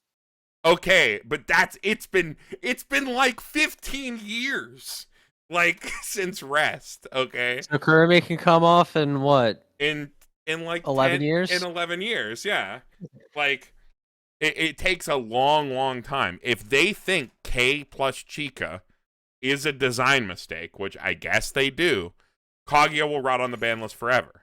If they have some sort of directive outside the game, because you can literally go scroll through the tweets. It was very heavily implied that when it comes to Kaguya, their hands are tied. So why is the Harui counter still illegal? I don't know. So I'm pretty sure that was an not- event. not in English. Don't tell them. Don't remind them. I need that card. Not in English. It's Not far in enough into English. the video, Colton. They won't find out. That's fair. That's fair. Okay. That addressed. KMD probably the same. Too many results from last season to ignore. Soul Rush deck. Probably there are two better Soul Rush decks that I am hovering right here.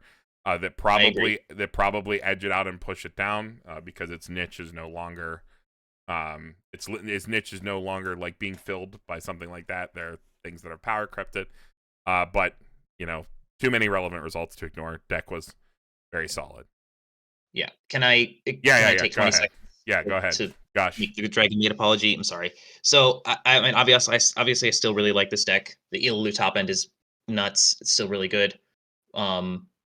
Dragon Maid is at its strongest when it's in a meta where it is able to use its extremely good fixing to just go get answers for whatever is happening. I don't think that's as relevant anymore as it used to be. Agree. I don't think fixing for your, you going to get your pieces to answer specific board states is as relevant. Honestly, Dragon, I played a lot of Dragon Maid in the Alice meta, and Alice was never a real problem. You just had answers. There were so many ways to deal with Alice in Dragon Maid without really having to expend a ton of resources. Like the fixing is really good, the consistent damage push is good, the top end is good. I think it's definitely another one of those decks that's going to be way better in spring than in fall. Like I think absolutely Dragon Maid is like a 4-2 in a BSF environment kind of a deck. So like for me personally, I would have it on the B tier. Like I feel like putting it in the up there with Guilty Gear and Bang Dream still feels right. Like you still have a bunch of really, really good cards in it. I understand why people aren't as high on it. I don't think enough people played it, but yeah, like I would have it at the bottom of B personally. Like I definitely think it's better than Mushoku Tensei and AOT. Like I think it's definitely better than both of them. It and has also more Poppy. results, so I'm down to move. It has more. Yeah. Oh my god, I ripped So- AC off the list. Okay. No one would have noticed. Yeah, I was to say. Yeah, I'm down to move it up to bottom of B. It's probably on that line. I don't know. We can talk about Mushoku when we're talking about ordering. Mushoku could move up. I think I know Mushoku. Kevin's I would say. a Mushoku deck. I think Mushoku Yo. does actually probably belong bottom of B. I I can think agree. I think that previous placement was because before it was pre-ban, but Yeah. post-ban it's like bottom B. Yeah, I think Eris doesn't really wall out. Is it as much unbanned in as it English used again? to. Right? Yeah, it's Okay. unbanned. Cool. Like Eris doesn't like As it should be. shit. Doesn't just shut as many level 1 cards out of the game as much anymore. But like, I don't know. Still have an interactive finisher. You still have a rest counter to Unbelievable consistency tools to get your filter your board online.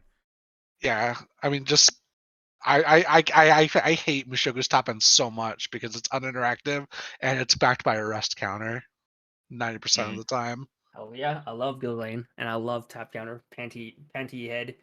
Yeah. Rubius. When this deck was when Mushoku was one of the best decks in the format, I actively was not enjoying playing White Yeah. Shorts. Ollie known defensive counter hater. He hates them. He just wants to nut Yeah, without I just want to mind. kill my wanna opponent. He just wants to go. I just want to zoom. All right, original F Love tier. Live F. Yeah, F tier. I think it might even Here. okay. Missing too much. It- I don't Even know what's with- in the new stuff. At least Even give it a with- D tier. No, even with whatever it gets, I think it's actually still probably worse than You still Apocrypha. most of your good combos are still unprinted. Okay, wait, Like, you the have premium stock booster swap does not- Fumio though. Yeah. But the premium booster adds no good finishers, and the SIF2 adds no good finishers for a set. So you can't even abuse stock swap Fumio that well. Bro, you have Nico Clock Kick. What do you mean? Okay, well, whatever. I'm good to just leave it there. It's worse than Apocrypha, that's for sure. Even with whatever cards it gets, because it doesn't have the 6th anniversary set. We noted on that earlier. All right, Lyco Reco. Does anybody other than me? Does anyone It's other good. than me have these opinions? Yo, I played Liquor Reco. I played your exact Liquor Reco like 3 games. Yeah, you did. It's probably like right It felt here. okay. Yeah, I that's Sounds okay. about right. exactly where it belongs. Yep. Too fair. Yeah, it is too fair. Is too fair. It's Majima is yeah, it is like AOT level. Premium booster waiting room. The Yeah. best thing I can say about Liger Reco, especially for the Springfest meta, you'll be able to play this at Springfest, right? Some of them. Oh yeah. Yeah. Okay. So Yeah. the best part. One of the things. Yeah. Continue. Sorry. The best part about Lyco Reco into this upcoming meta is we are a big stock meta when we can be. Lyco Reco loves sitting across from big stock decks. Not because it has stock swap or a way to punish it, but because Majima will let you constantly float your opponent's stock number +1. You can literally spend like all of your stock on your turn and then get it all back by sending your whole board to stock using the Majima, provided you are sitting across from a deck that is stock charging. Like I remember I tested a lot of Lyco Reco when Alice was still being played like at mixed locals, and every game that I won against Alice was specifically because Majima let me like literally just like heal 2 times a turn and then still have 10 stock, like, or not 10, but like float it like 8 or 9 like all game and still like do whatever I wanted. Because Majima also has like tap 2 salvage, like he just like keeps you afloat by himself. You can literally like clock draw Majima, crash your board, and like live every turn. I think a sneaky good play for BSF maybe, like if somebody wants to play Lyco Reco, I think the Negsoul list is actually like halfway decent because it is just hexproof Negsoul that you can bring down at 2, and it's so big that it's hard to actually remove, and it's hexproof, it's bomb-proof, like you can't really do anything about it. So, like I think that's absolutely like a BSF Swiss killer for sure. So, like it's worth looking at. It's an interesting list. I someone think has enough time to get that thing down on the board, it takes so many resources. It does. It absolutely does. Like, it is way too fair to be like actually good, but if it does come on board, then it like just shuts off your opponent's everything and they just can't do anything the rest of the game. So it's interesting. I don't think it's particularly great, but I definitely think it's good enough for like Springfest play. Yeah. Too fair is definitely the right way to refer to it. Way too fair, unfortunately, for the set. All right, Love Live Sunshine. I think this deck still fucking sucks. I don't care what new support it gets. It fucking sucks. Does it get anything? Kevin, you had to have done some research, right? Yeah, you get modern zeros. You have an actual level 1 combo, and you can play a level 3 combo. But then from level 3, you need... It has the same issue for me that Azure Lane has for most people, where it's not particularly great, but I am not looking forward to staring down 2 Yos every game. I love when people, I love running into Love Live Sunshine and Swiss, man. I live for it. Deck is so dog shit. When it doesn't lose to itself, it loses to literally anything modern. Like Yo is like, I don't know. I used to be like the biggest Love Live Sunshine stan, like a long time ago. And then I realized that playing good Weeb Shortz makes Yo worse. Like, literally actively trying to play the game right makes your Yo whiff more. And I was like, that's pretty stupid. So it's just always a 50-50, and yeah, the red pill's like, yeah. I mean, even Patrick, one of the biggest like pilots of this deck in the West, says like, yeah, Sunshine's at its strongest when your deck's uncompressed, because you have a higher chance of actually hitting burns. And it's like, I don't know. That's not the kind of Weeb Shortz I want to play. And in a way, that's exactly what Tyler's saying. It's just a coin flip. I don't know. It's like Weeb Shortz Tron, dude. They get the lands, they shit out the Chica and the Yo, and then you're like, okay, Rico, I got a level 3, I'm so good. Thank God Sunshine isn't making me unable to play the game like Tron does. Yeah, I mean, it's I feel personally attacked. I'm a Tron player. But yeah, Sunshine, what they got was basically like the Toka combo, the book combo from Dow. Oh, the one that's but doesn't work from the back row. Pseudo fever. Yeah. Oh damn! I mean, that's a hell of a. It's on a choice, right? It's an upgrade. Yeah, it's on a choice. Okay, so you get to play choice door, because I knew the new finisher is a door, right? Yeah. But that one requires experience though, I mean, sure. You're gonna have to level up some of your pieces. Your Mirai ticket. That would suck. You have Mirai ticket. D tier it goes. But yeah, I would say D tier. Yeah, it's better than Love Live, but not good enough to be. I would be far more scared to sit across from literally anything we currently have in C tier than Love Live Sunshine. But again, I am also a hater. That's a question I want to ask Kevin specifically, because I want to hear your take on this. Like, Fate Grand Order and Love Live Sunshine are sitting like more or less right next to each other right now, and Grand Order basically tries to do almost the exact same thing as Sunshine. Which one do you think is better? I want to hear your take on this, because I think your answer would be a good one. I don't have too much experience with FGO though. That's the only problem. No one of my locals played it. I do. Fair enough. That deck has actual deck speed and actual good cards. And yes, Love Live Sunshine is getting actual decent zeros. You're getting deck speed. You're getting Ricky's. You're getting a Ricky, and you're getting a Shinobu JC. Okay. Sunshine. Okay, but I mean, and you have Azusa. Okay, I guess they are exactly the same deck. I think if I'm right correctly, FGO's crutch is that you have to draw choice multiple times, right? Or does it not? That's only default. Yeah, no. Okay. I mean, if you want to stay at 2, yeah, you have to keep drawing. Okay, but that's more than what Love Live Sunshine does after Chica and Yo come down. Like, the Lion King does more than Chica Yo. what Grand Order, I think the best way to play Grand Order, which I can't believe we're talking about Grand Order in 2024, but is actually to forego the heal combo and just play the standby level 3, because then you get standby triggers to get your stuff out, because you need the 2/1 to get Yeah. Yeah, Standby that'll be the Standby biggest- existing in And then- general puts it over level like, of Sunshine. And then, but because then the standby combo is also just like you burn a whole bunch of stock to like swing for 3 twice, and you also sack the character that does that. So like your final board in a perfect world is 2 of the sabers and 1 of the Bedivere level 3 that is on the same level 1 combo as the level 1, or as on the same salvage CX as the level 1 combo, and then you just play empty standby. So she's a lancer, not a saber. Yeah, so Sorry. one of the biggest the biggest flaw for Sunshine with not My bad. having 6th anniversary is that it does not get any standby. And Yeah, I think no Mirror standby. took it with standby and without is like pretty big. Yes, I agree. As someone who's had the unfortunate experience sitting Yeah, across from the only reason why it Japanese. had a small stint recently within the last 3 years is just because it was a level 1 bomb that could bomb Mushoku. Yeah. And that's his only stint. Afterwards, I think FGO is better in most cases.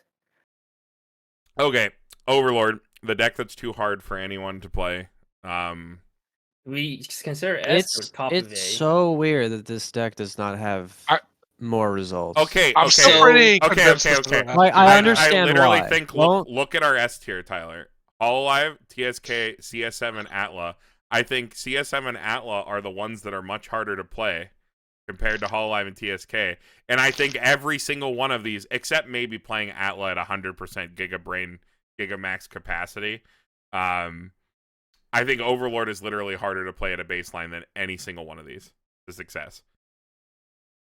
So, Brandon and I ran some numbers on this when we were doing our tier list, or not our tier list, our season recap during the live stream back in December.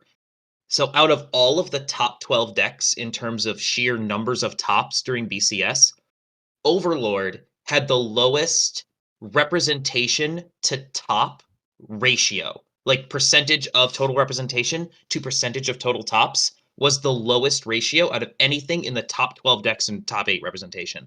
Like, the deck is obviously quite good in the hands of the right player, but most people, either the deck is overrated or people really are not good at piloting it, because a lot of people played it and not a lot of people topped for how many people played it. There is a talking point that the bride package that I would assume almost every Overlord list was on might not even be the correct thing to be playing. And that may be the case. Like, that's, I mean, I'm just throwing out the, like, those are just the numbers that we were able to put together. Shout out to Avis and Alexander for doing the Lord's work, getting all those numbers. Yeah, I know. I know the numbers don't speak highly, but like I don't know. I'm still pretty convinced this is like an S tier deck. It is at least A. I would put it in S, but like the lack of results makes me want to say A. That's where I was But, at. like- It's like, Yeah, I was thinking top of A. I'm down putting it here, but it cannot. If it had Right, more that thing, results, that thing it would is be here. insane. It's nuts. And there's like, I do think it's like one of the harder decks to be playing. I think top I think level. it's I literally the also hardest on- deck to pilot on this list. That's not I like also it's on top don't of the know. fact that it's playing with Slime being as popular as this was. Oh yeah, true. This deck does kind of all just lose to slime. No, I mean it's not auto. I don't think the matchup's that bad, but the fact that it was so, I could not believe how popular Slime was. Like, I thought, because like with the prices coming out on release and stuff like that, and like set 3 being generally compared to most white sets on release, like costing a lot more, and there being so many other options, like HoloLive being so dirt, like Quince being so cheap. I didn't think it would see as much play rate as it would, but I mean, everybody loves Slime. Like, they love playing it. I mean, I love playing it too. Like, the deck is so goddamn comfy to play. And the other thing too about Slime, if we're talking about the NA Swiss environment specifically, where people bring absolute random stuff. If you want to talk about a deck that just dunks on absolute random stuff, Yeah. it's fucking Slime. You have no chance with your spicy pile against Slime because it tells every single one of those decks either I don't care or outright no. You do not get to play against Slime. So it makes perfect sense in hindsight. But yeah, I guess we can just leave Overlord where it is. It needs more results. That's the big thing. But It has the quality to be S tier, but for now it's A tier. Yeah, agree. Review Starlight movie. Is this C or is this D? Colton, are you the only one with experience here? I think very possibly. It's Review Starlight is the most middle of the road thing I've ever played. Like, so the way that I typically play it is eight pants. But the lists that topped were standby, salvage, and choice pants. I have no idea how the standby salvage list did it. I have no idea. I've looked at this list a million times. I don't know how it worked. So tip of the hat to whoever ran this, because I have no idea how to get that one to work. I really do like the pants top end. I think it's really fun. But I mean, it's somewhere in the morass of C. Like it's so vanilla. Like it doesn't do anything super special. It has a lot of like the standard modern good profiles, but it's right in the middle of C, somewhere in the Dal Danmachi mess. Okay. All right. I'm down. Sal, I didn't change this from Alice. Damn. This should probably be like Yuna or like Yuki. Yuki. One of my locals is still trying to be a believer in Sal, and man, this deck just looks so depressing now. I do mean- not. If that image is supposed to be Yuna's the Nexal, right? Yes, Yuna's the next one. Yeah, if that I- image is supposed to be Yuna, I don't respect Nexal Yeah, combos at all. So Alice that goes is into like Alice is just actually just unplayable now at 2 copies. Well, now that And, Alice is gone, you actually feel the impact of not having the light novel cards because the Yuna deck is so neutered without them. I was gonna say, Yeah. 8 bar feels so incomplete in English. The anime 10th anniversary, if you're not playing towards the hyper mill, you realize you don't actually have a lot of good zeros, I think. Yeah, agree. It's probably some Mother's Rosario thing. And This all that sounds being like a said, C-tier deck to me. it's probably a B tier. Really? No, Alice- I think it's C tier. No, I think I would rather play Kaguya over Sal. Alicization honestly might be the better Sal deck to be playing again. Yeah, I could see that. I'm down to put it there, like just as a set, like right alongside. It's probably better than Kaguya. Yeah, it's in there. It's in that mess somewhere. Like C tier Somewhere. is just full of a bunch of stuff that's like it's fine. Like you can move a bunch of stuff in C tier around based on like your own personal experience and feelings, and I would not argue with any arrangement of C tier. I don't think. SDS, Like Handies, baby. Tandies, A. A, Probably yeah, better I than think Quince right there. I think Probably. I think Dude, in a perfect world, Overlord is Hendrix an is S, and Escanor is still good. yeah, I think what else do you like, Escanor is like unplayable right now. Yeah, it's Really? Hendrickson. Being able to stock swap Fumio. You actually just auto lose to Slime. You don't have a finisher. SDS fair is like modern Konosuba. Instead of stock swap Fumio burn 5, you have stock swap Fumio burn 4. yeah. That's fair. I mean, it's that Yeah. sounds about correct. I mean, burn 4 is just good sometimes. Like it, And you it just does have just an get you there overall Well, sometimes. these decks are never going away. Like SDS, Azure Lane, RA Ferretta, these decks are going nowhere for almost ever. Like they're always going to exist because they just do stuff that no deck can target realistically, especially now that SDS is on Hendrickson, because they literally don't care anymore about anything that you do. These like kind of like Soul Rush decks like are like more aggressively slanted because SDS isn't a Soul Rush deck, at least not anymore. Or I don't know. I guess people could Oh, argue this. you still kind of. You're still aggressive. You're still playing the Meliodas one, still trying to hit soul triggers, and you're still trying to slam Stoxo every turn. And that's just it. You are trying to slam stock soul every turn. Like, I think that's kind of the difference is you are trying to play a CX that pushes soul every turn as often as possible. Yeah. I think that matters. Also, shout out to YB who was on the Hendrickson forever, and I think he topped twice with it at Rumble last year with the list, makes while sense. Yeah. everyone else was like still trying to play Escanar. So yeah, YB knows what he's doing with this list. I've played in him so many times, and he's good. So shout out to him doing a really good job with the Hendrickson list, kind of ahead of the curve on that. My point is that like these kinds of lists, like just be prepared to see these in like English perpetuity, because these are exactly the kinds of lists that NA specifically loves to play. A lot of them cost nothing at all to acquire, for the most part, and nothing stops them from doing what they do for the most part. So they'll be around forever. That's just kind of how those kinds of decks go in Weeb Shortz. They don't. After you make them, they do not go away. All right. Speaking about things that won't go away, Saikono, Kevin. Kevin, Kevin, your turn. He's All right. been sitting there waiting. With Fine, Kevin. He's been waiting for Sell what, me 2 on it. hours Red just for this pill me. moment. Red With pill Fine, me. the one card you probably had in the deck. Red pill on me how unrestricted Saikono with Fine, which is the same list you've been playing with a Chiuri that goes to memory, is a good deck. Out of it. Just watch. Oh my god. What? I'm fine with this explanation. This is like I think back to what was it with Lost D Decade? tier. Lost Decade. He said, "Put it in S. Trust. I'll figure it out." I think He I did not figure it out. He did not. Saikano played by a normal person, definitely somewhere in C tier. Saikano played by Kevin, B tier. It's probably At like least. right It's above it like a probably Reco. can exist in top C. It has this niche where if its game plan does not get answered, it can just like turbo out super compression, slam bar every turn. You get a super uninteractive top end. But the problem is, if you do get walled out at any point of the game, it does become miserable.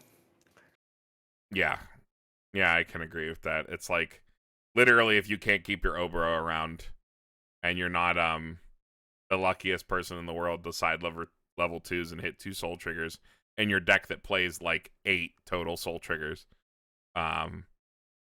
you do fall behind. All right, we can leave it there. Sif without anything. Sif alone. SIX. D. Why is it called FIX? Because the last one is It's determined School based Idol on X. the group. It has Yeah. Muse, it has Aqua, or whatever. It's like down here. It's probably It has modern worse. tool, but it's like such bad tools. We'll just put it All there. the combo does nothing, and the entire deck does nothing. Bofree's probably better than it. Oh, we'll put it above Goblin Slayer. SpyX, this is like A, right?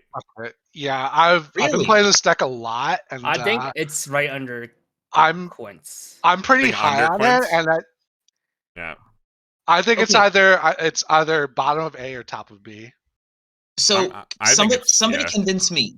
Somebody convince me, please, because I've been playing a lot of Spy Family. The set's really fun, but I haven't I haven't really seen it as meta. But like I want it to be meta. Please, Here's the secret. Here's the secret. The more important part of the Fiona board is the defensive one. You literally play to put out a full board of the defensive Fiona. Like, yes, you like throw away copies and opening mulligan that you draw, right? Because you want them to be engraved for your offensive version. But like you prioritize building a board of like double brainstorm defensive Fiona.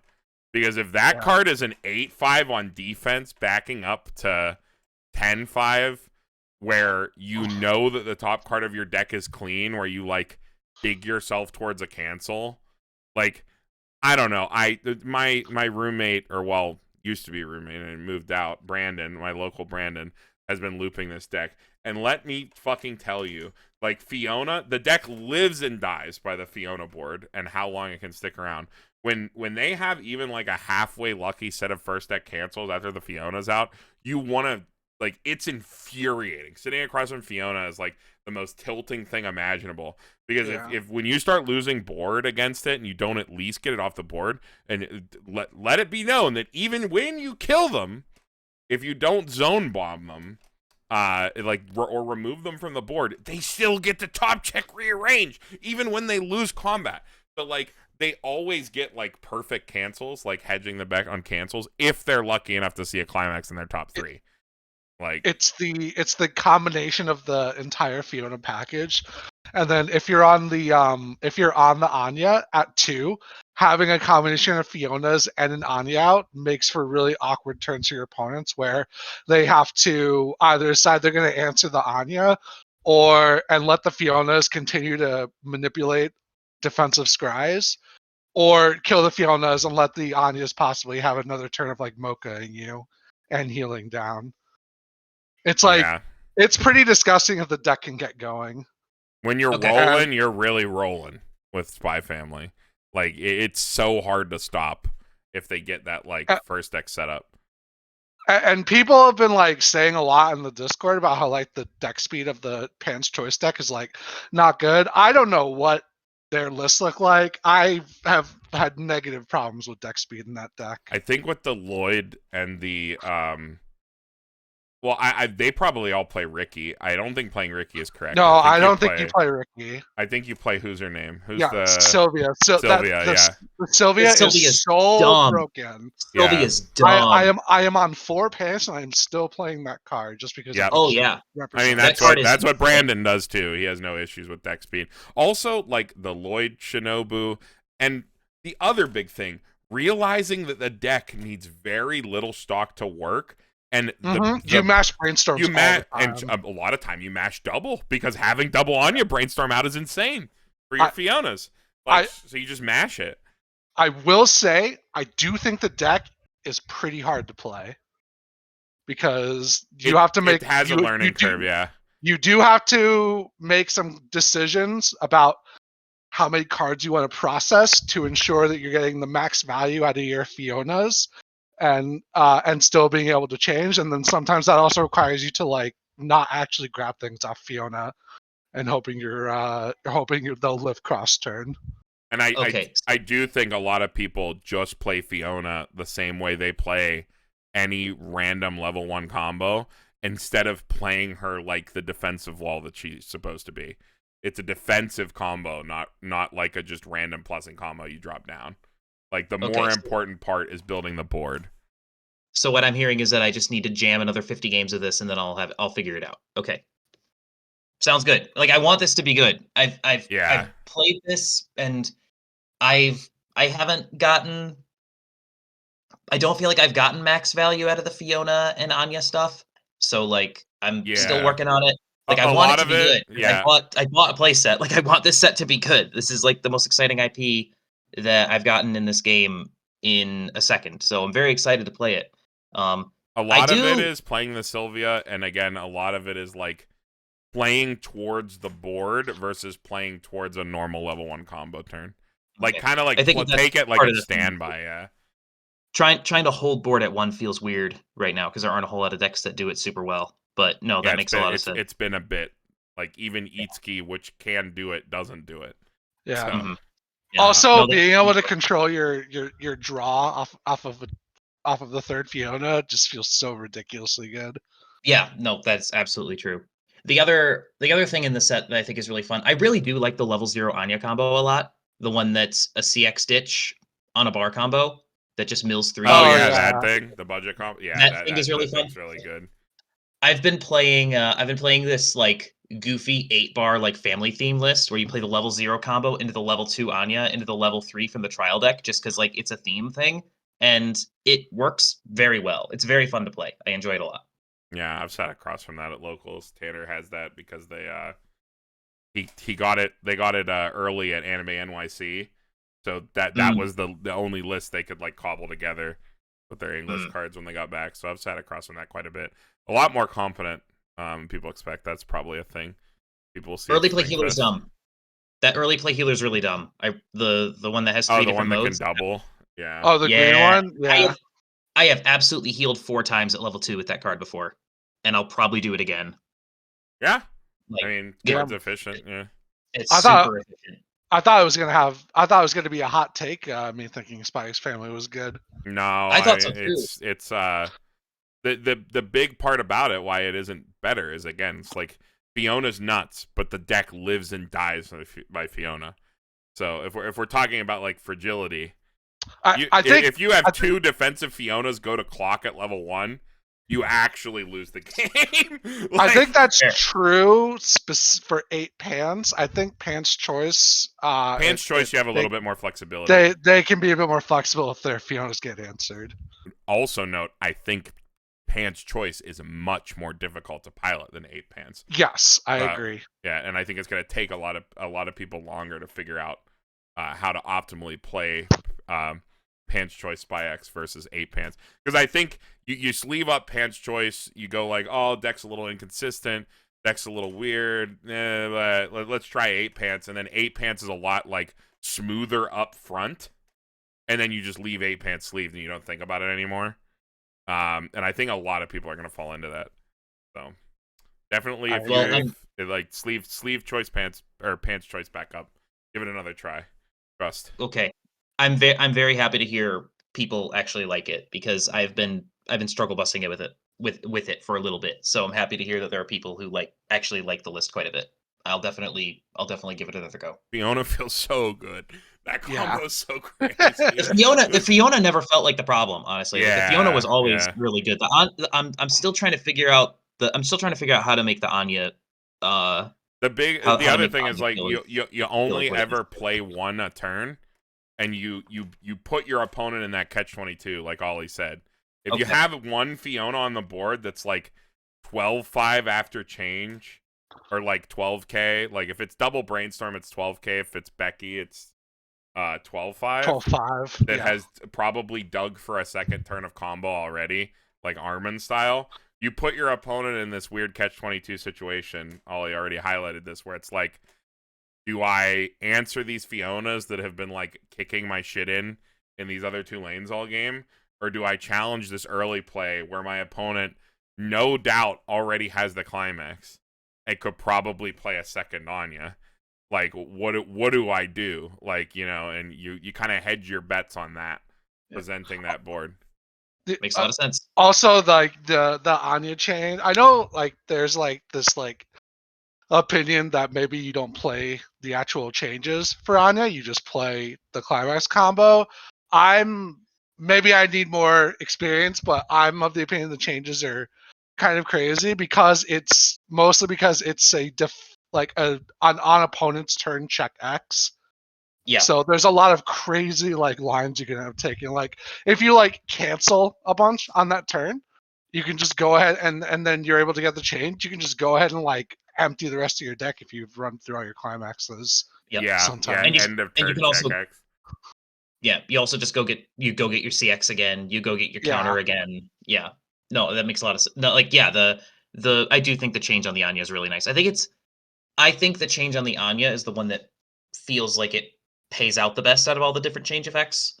Oh I yeah, think for sure. I think I generically like the Yor, but like the change on the Anya feels really nice.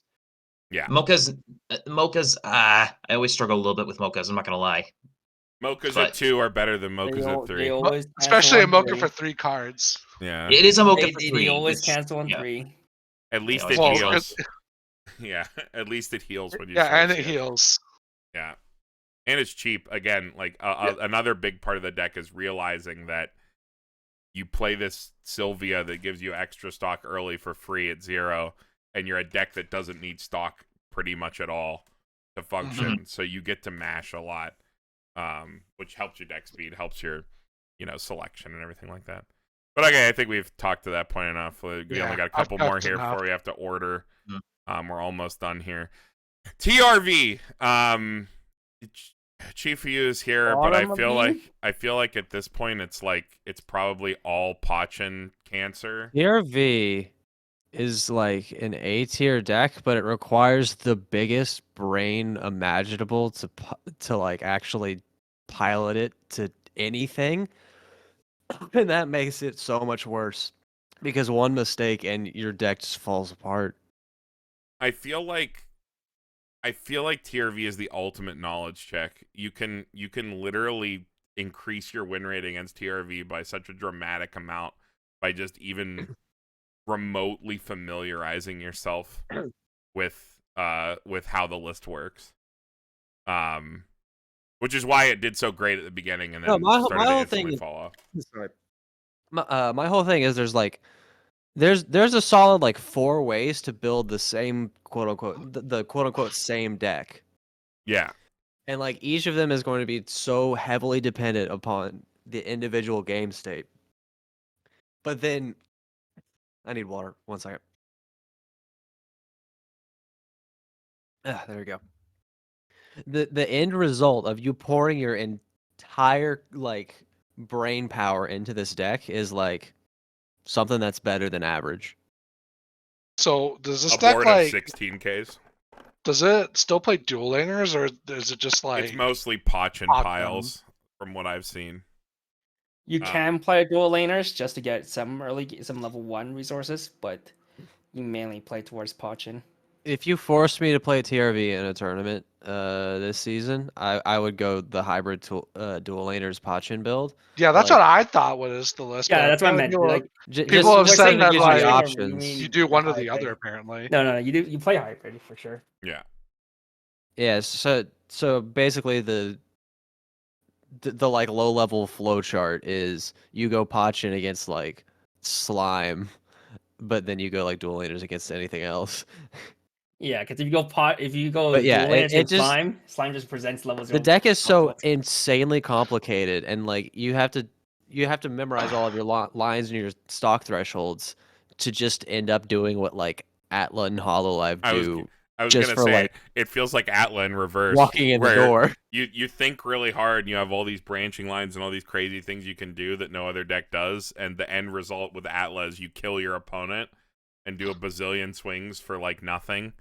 And then the result with TRV is you get 3 16Ks that swing for 2 in open lanes.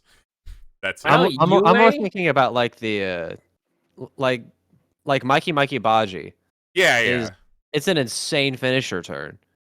But like in Yes. order to like navigate a way to get the stock to do that, Especially if you want to be you could have secret just as played well. Avatar or HoloLive and just like stared at the board for a little while, and then it just magically happens. All right, so Edge of B, everybody good with that? I think that's fine. Yeah. I think Yeah, that's probably about it's right. so unique it can't be in C. Like, Mhm. all right, Shauna. Shauna is one thing and it's one thing only. It is anti-burn. It is anti-burn for everything, not burn ones, all burns, all auto burn damage. You can burn with It events is. through this. But you can't burn at any point. You can't burn at Vayne phase. You can't burn in combat. Okay. Yeah. I don't really know much about Shauna. How good is like the rest of the deck? The rest of the deck's fine. Very high. It has high quality, Like, high okay, utility let's- zeros, but it doesn't. Let's say it doesn't have It's better than anti-burn. What is Grisaya. it similar as? Well, there's 2 different ways to build a deck. You either play double plussing combos, or you play an actual finisher. Of which there's only one, and it's from Dengeki, but it's Neo Standard with Shauna. It's Ichika. It's Ichika finisher, Keep in mind your anti-burn is also interactable. and not the set 1 Ichika finisher. I'm talking about like the movie set finisher.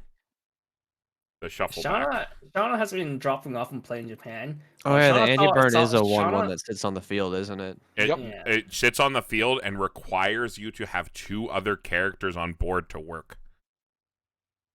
So I'm just gonna hit you with a really cool thing to tell you that Chainsaw Man has this really cool card, this Himeno, which Yeah, is Chainsaw a 1 Man- card double bounce. Chainsaw Man and Avatar both play bouncers, so like they Yeah. just don't care about it then. Well, okay, HoloLive can also play a bouncer if it really wants to. Yeah.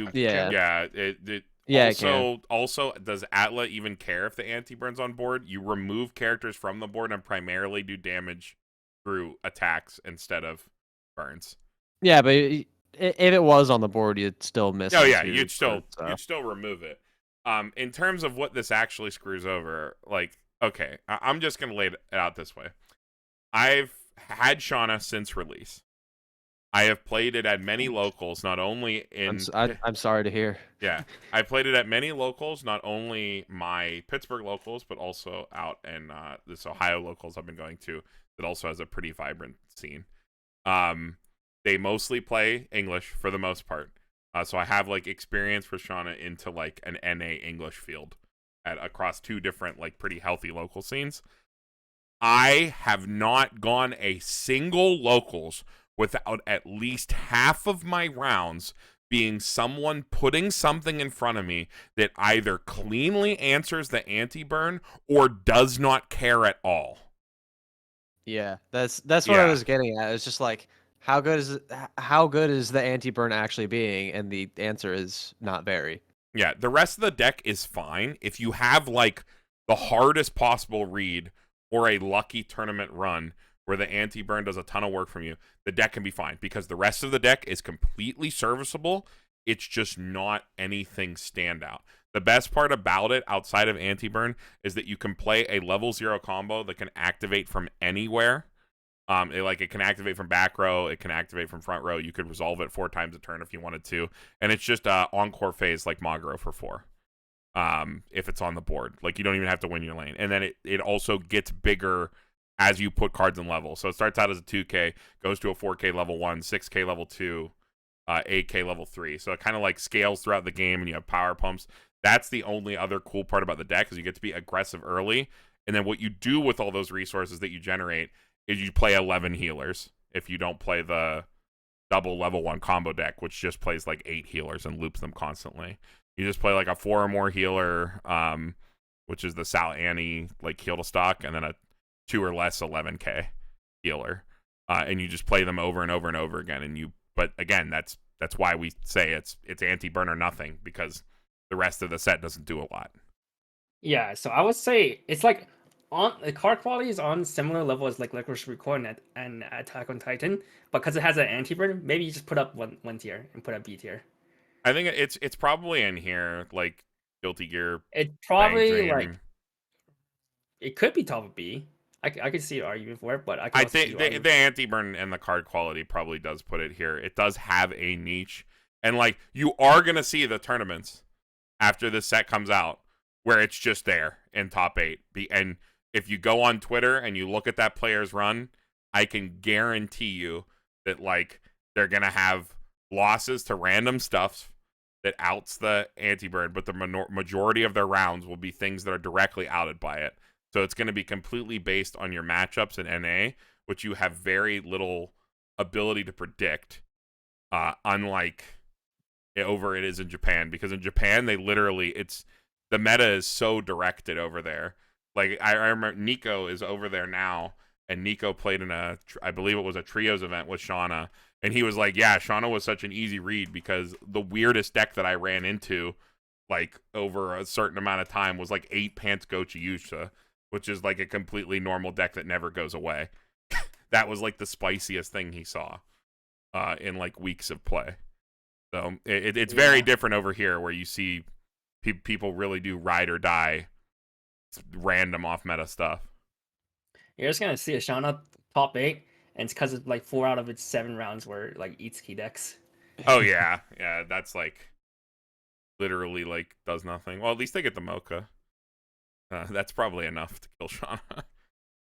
Okay, we're done putting everything up. Let's do some quick ordering. I think these are like probably mostly okay. S, I think these are like basically all the same. I think these are all. I'm just gonna put all equal. Put it to another line because, my God, whatever, dude. It really doesn't want to do that. Whatever. They're watching the video. S, they're pretty much all equal. A, I think this order is probably correct, right? Seems right, yeah. Yeah. Maybe Bochi's higher than the Spy. Who knows? I'm in there. Yeah, I can see that. We can move Bochi up. B tier, I think it's probably fine. It seems fair, yeah. Yeah. I don't know enough. I don't know enough about Shauna to like have an opinion on that, so I'll just take your word for it that it's at the top. What do you think, I don't Kev? really know anything about No, I think it's mainly fine. Maybe Mushoku could go higher. That's about it. You're an apologist. I'm not listening to you. Okay, I'm sorry. Right. I do think Mushoku could be better than KMD, but it's like it's whatever. they're both very different kind of decks. One's aggressive, one's defensive. Maybe Bane Dream goes down. Bang Dream Yeah, down. maybe Bangtron can go down. Yeah. Down the B, but not off B. Yeah. PRV is definitely like the bottom because the effort you put in versus the uniqueness versus what you get. The very weird like pie graph there. C tier. Albuda can go down. Yeah, I think Yeah. Albuda can go to D. I think Fate. maybe down. Faye to goes where to D. Fate goes to D. Albuda's probably lower than Sunshine. Yeah, I Maybe just agree. above Ofuri. Agia is probably over AOT. AT has results. The Doesn't rest, AT go to like top of C Honestly- just because it has results at Worlds? yes, you're right. We have That's to reasonable. acknowledge that. I think I'd put Dal over Sword Art at this point. As weird as that I would kinda agree. feels. I think 8 book is like completely reasonable deck. Yeah. A book is like the ultimate Ruby feels like it's too low. fine deck. Ruby's probably Ruby is like a wait for premium booster mode. I'm down to put it over Danmachi. I think Ruby has more going Yeah. for it than the rest of this, but I also think Grisaya is better than Danmachi. I would probably put Ruby above Sal. I put Ruby here. Sal is Maybe even terrible. Dal's pretty whatever right now. I think 8 book is notably better than anything Ruby has access to currently. Ruby is dated, despite having pretty decent zeros. Dal also did have an X2 at Worlds. Yeah. I'm waiting for Ironwood.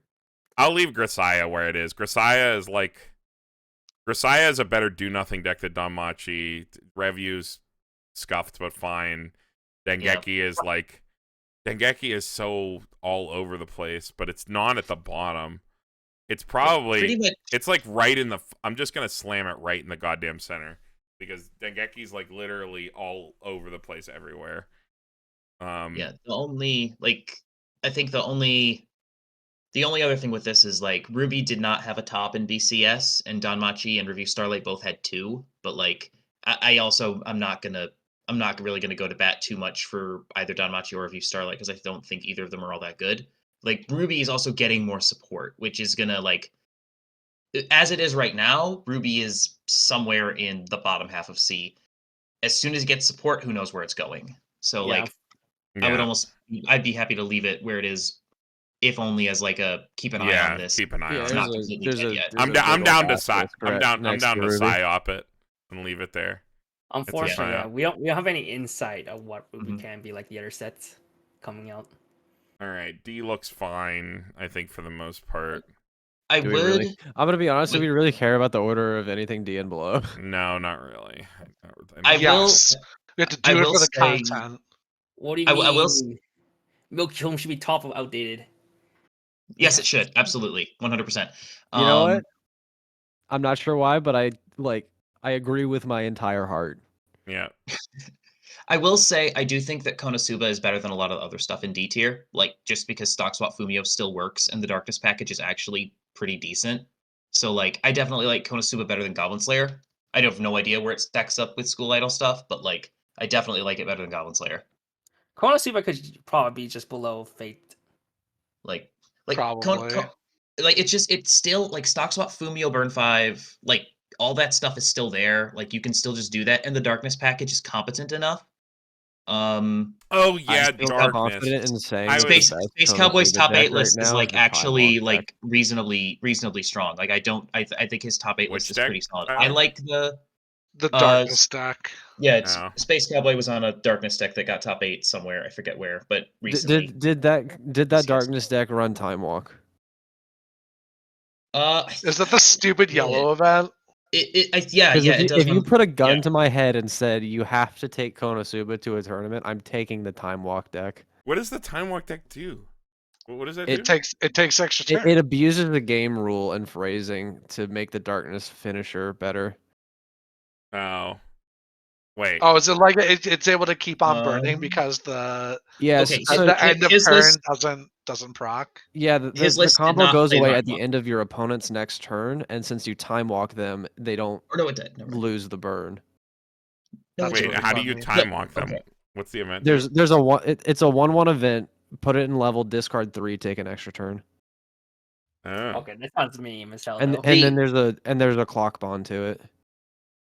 The event that Space Cowboy was playing was Lurk Skill. It was the one all of your characters get 2500 and hexproof until end of turn. So like he uses that to protect the darknesses because you're trying to spam out those darknesses, and he uses that to protect against anti-change. That's Okay, what that it makes does. sense. But it does play 2 copies of Foreclosure. Like I thought that list was pretty solid. Like by and large, like I prefer to play the classic Fumio Burn 5 top end myself, but like on top of the darkness combo, like because the darkness combo is actually, I think it's a better pluser than it is a closer. Like it actually just gets really good value for what it is. So like I do think Konosuba's like, I mean again we're splitting hairs here, but I do think that Konosuba and Fate are probably the top 2 things in D tier. Okay, wait, dude. I think Fairy Tale is the best deck in Oh my god. in outdated tier. Fine. Wait, there's no way it's better than Moki Holmes. Hell There's no yeah, way. No, dude. like 4-color no. Fairy Tale was broken. All right. I think we're good. 2024. Oh, that's the full screen button. I just know whoever plays Moki Holmes did the demo deck has just the greatest luck in the world. It is super fun. Do people even own that thing anymore? I do. Mine came with a button. I have a button that says I know how to play Weeb Shortz. Oh, Brian has that button. We have that button somewhere. Brian wears that to events. I yeah. wish I knew how to play Weeb Shortz. I bought that. I bought the demo deck off of like eBay or something, and it came with the button. I was so happy. So Wait, that's cringe. The one I got didn't get a button. Yeah, no, it was. I was very happy to get the button. No, I have Milky Home sleeved up right next to me. It's even in a. It's even in like a Bushiroad deck box. You that has, know, like, I logic think on it. I It's think great. I also have it double sleeved in a deck box somewhere. It is it's absolutely sleeved up. I definitely I torture Brandon with it every once in a while. I like the It's- I like it's the really pre good. It looks I so like much the nicer. preview version Yeah. much nicer than that auto Not generated having one. 7 absolutely. rows are just so much nicer. I think this is a pretty handsome looking tier list. It grows Very naturally clean towards looking. the bottom. The A tier has definitely is a lot smaller compared to last year. It looks like. Yeah, I mean, I think That's it's a been lot a of long time good coming. decks to play. It is a lot of good decks to play. That's a lot of decks that I would not be embarrassed to take. Yeah, Which I really like. Even if some of these decks are just like pretty unfun to sit across from, I do really appreciate how the meta has this many decks Yeah, I mean, that even like I'm not embarrassed to take. like what would be the cutoff on you'd take to like a Spring Fest? Like halfway down B, probably. to Springfest, I think you can get away with a lot of stuff. at Springfest, I'm Springfest. pretty sure you can You could even take top all of being C. higher. Yeah. Yeah. I'm and- very picky, so I wouldn't want anything below B on my team at Springfest. But like, I can Mhm. completely understand having a Okay, but what C if I tier joined deck your on team? I was playing Psychono. Silence, crickets. So much for that. My Like- Luke is not letting me play Psychono either. It's so sad. Even I wouldn't let you play Psychono. I'd Actually, like to play no. For Psychono, this Kevin. meta, because again, I think like you can't stop 1K1 HoloLive. You can't stop Slime. Chainsaw Man doesn't care. The only deck that can stop Atlas Slime. And Overlord kills everything.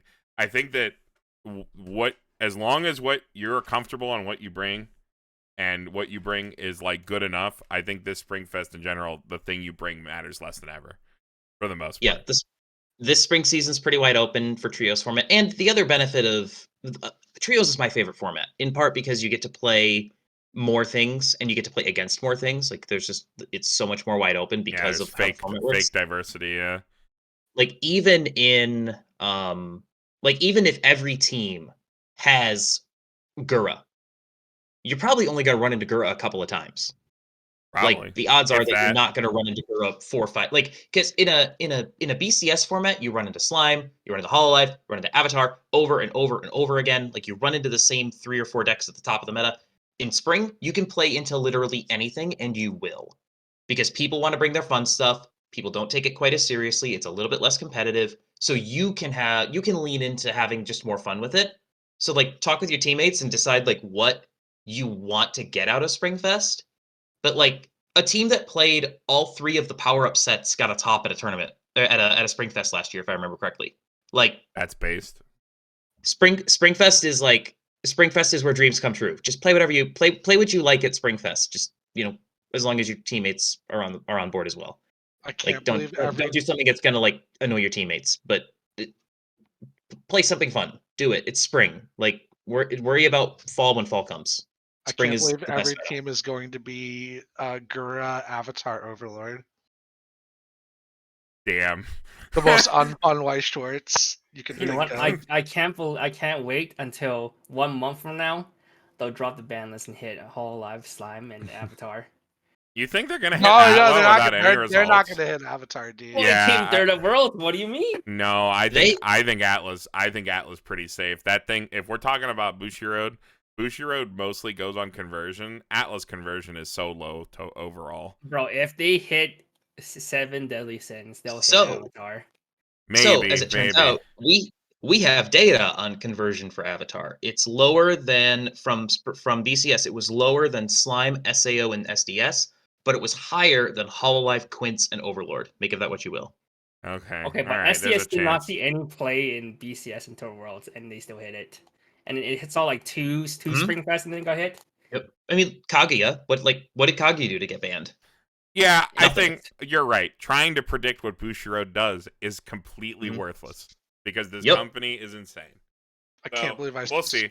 If Atla disappears, I will be sad because I have been enjoying playing it quite a lot recently. It's a good deck. I'll be- It is I'll be my- devastated if It Atlas is my goes front away. runner. But honestly, at that point, in that same ban list, if they go as far as to ban Sokka, if they're gonna like slap the limit to on Gura, finally like restrict Slime, and then Overlord probably runs free because it has like no results at all. I don't even know what I bring at that point. I guess I'd bring Ari Freda. I don't know. I mean, they got to be careful. Like banning Sword Art really opened it up for a lot of stuff that just could not get past Sword Art.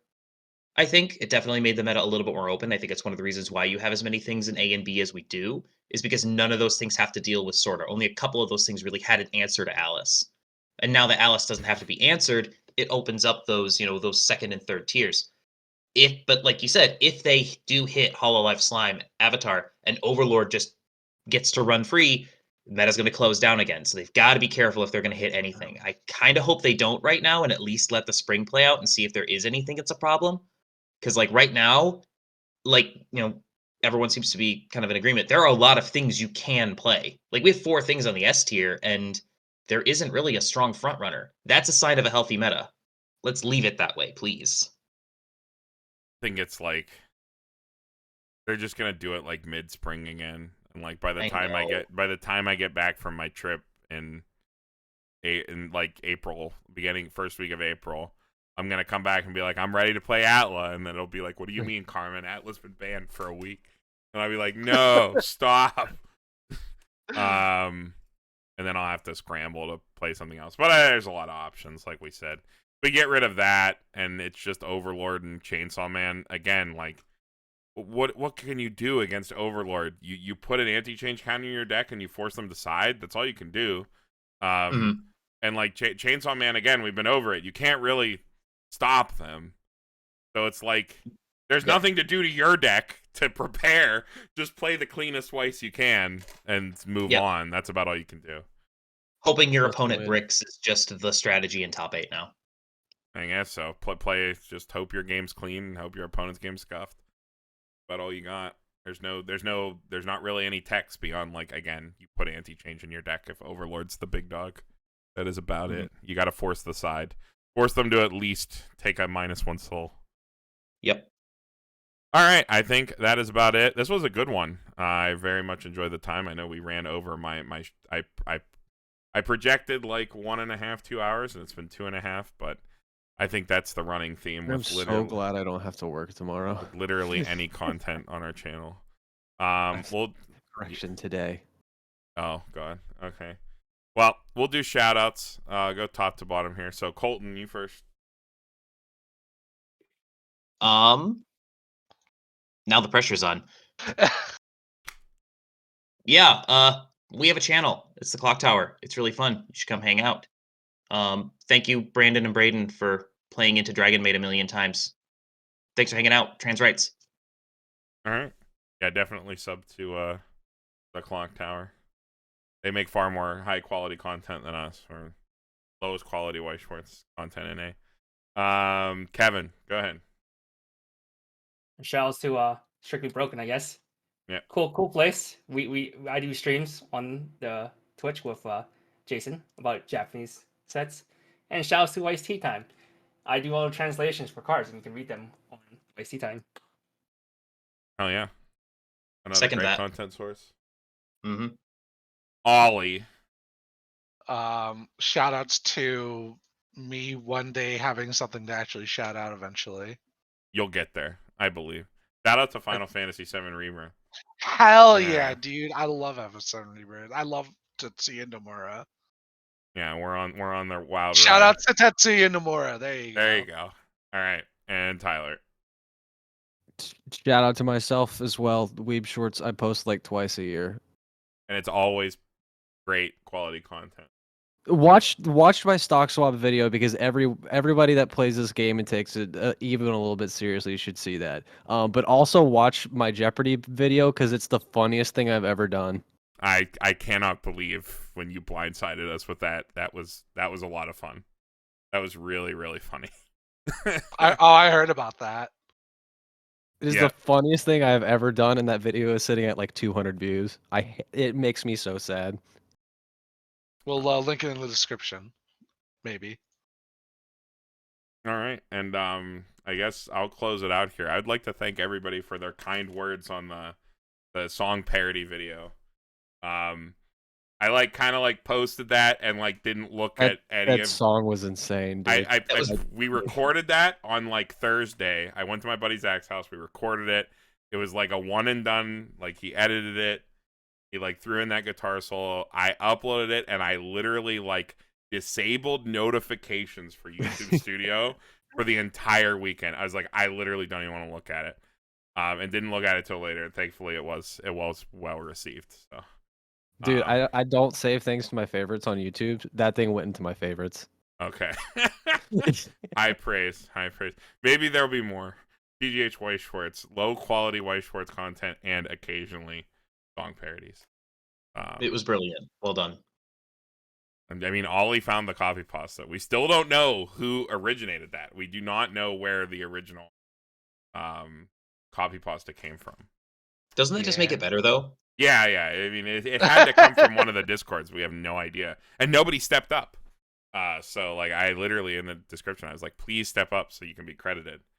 And nobody did, because we did not come up with the base idea for that. We just added more lyrics. So. All right, and with that, Pittsburgh White Schwartz signing off. We will see you all in the next one.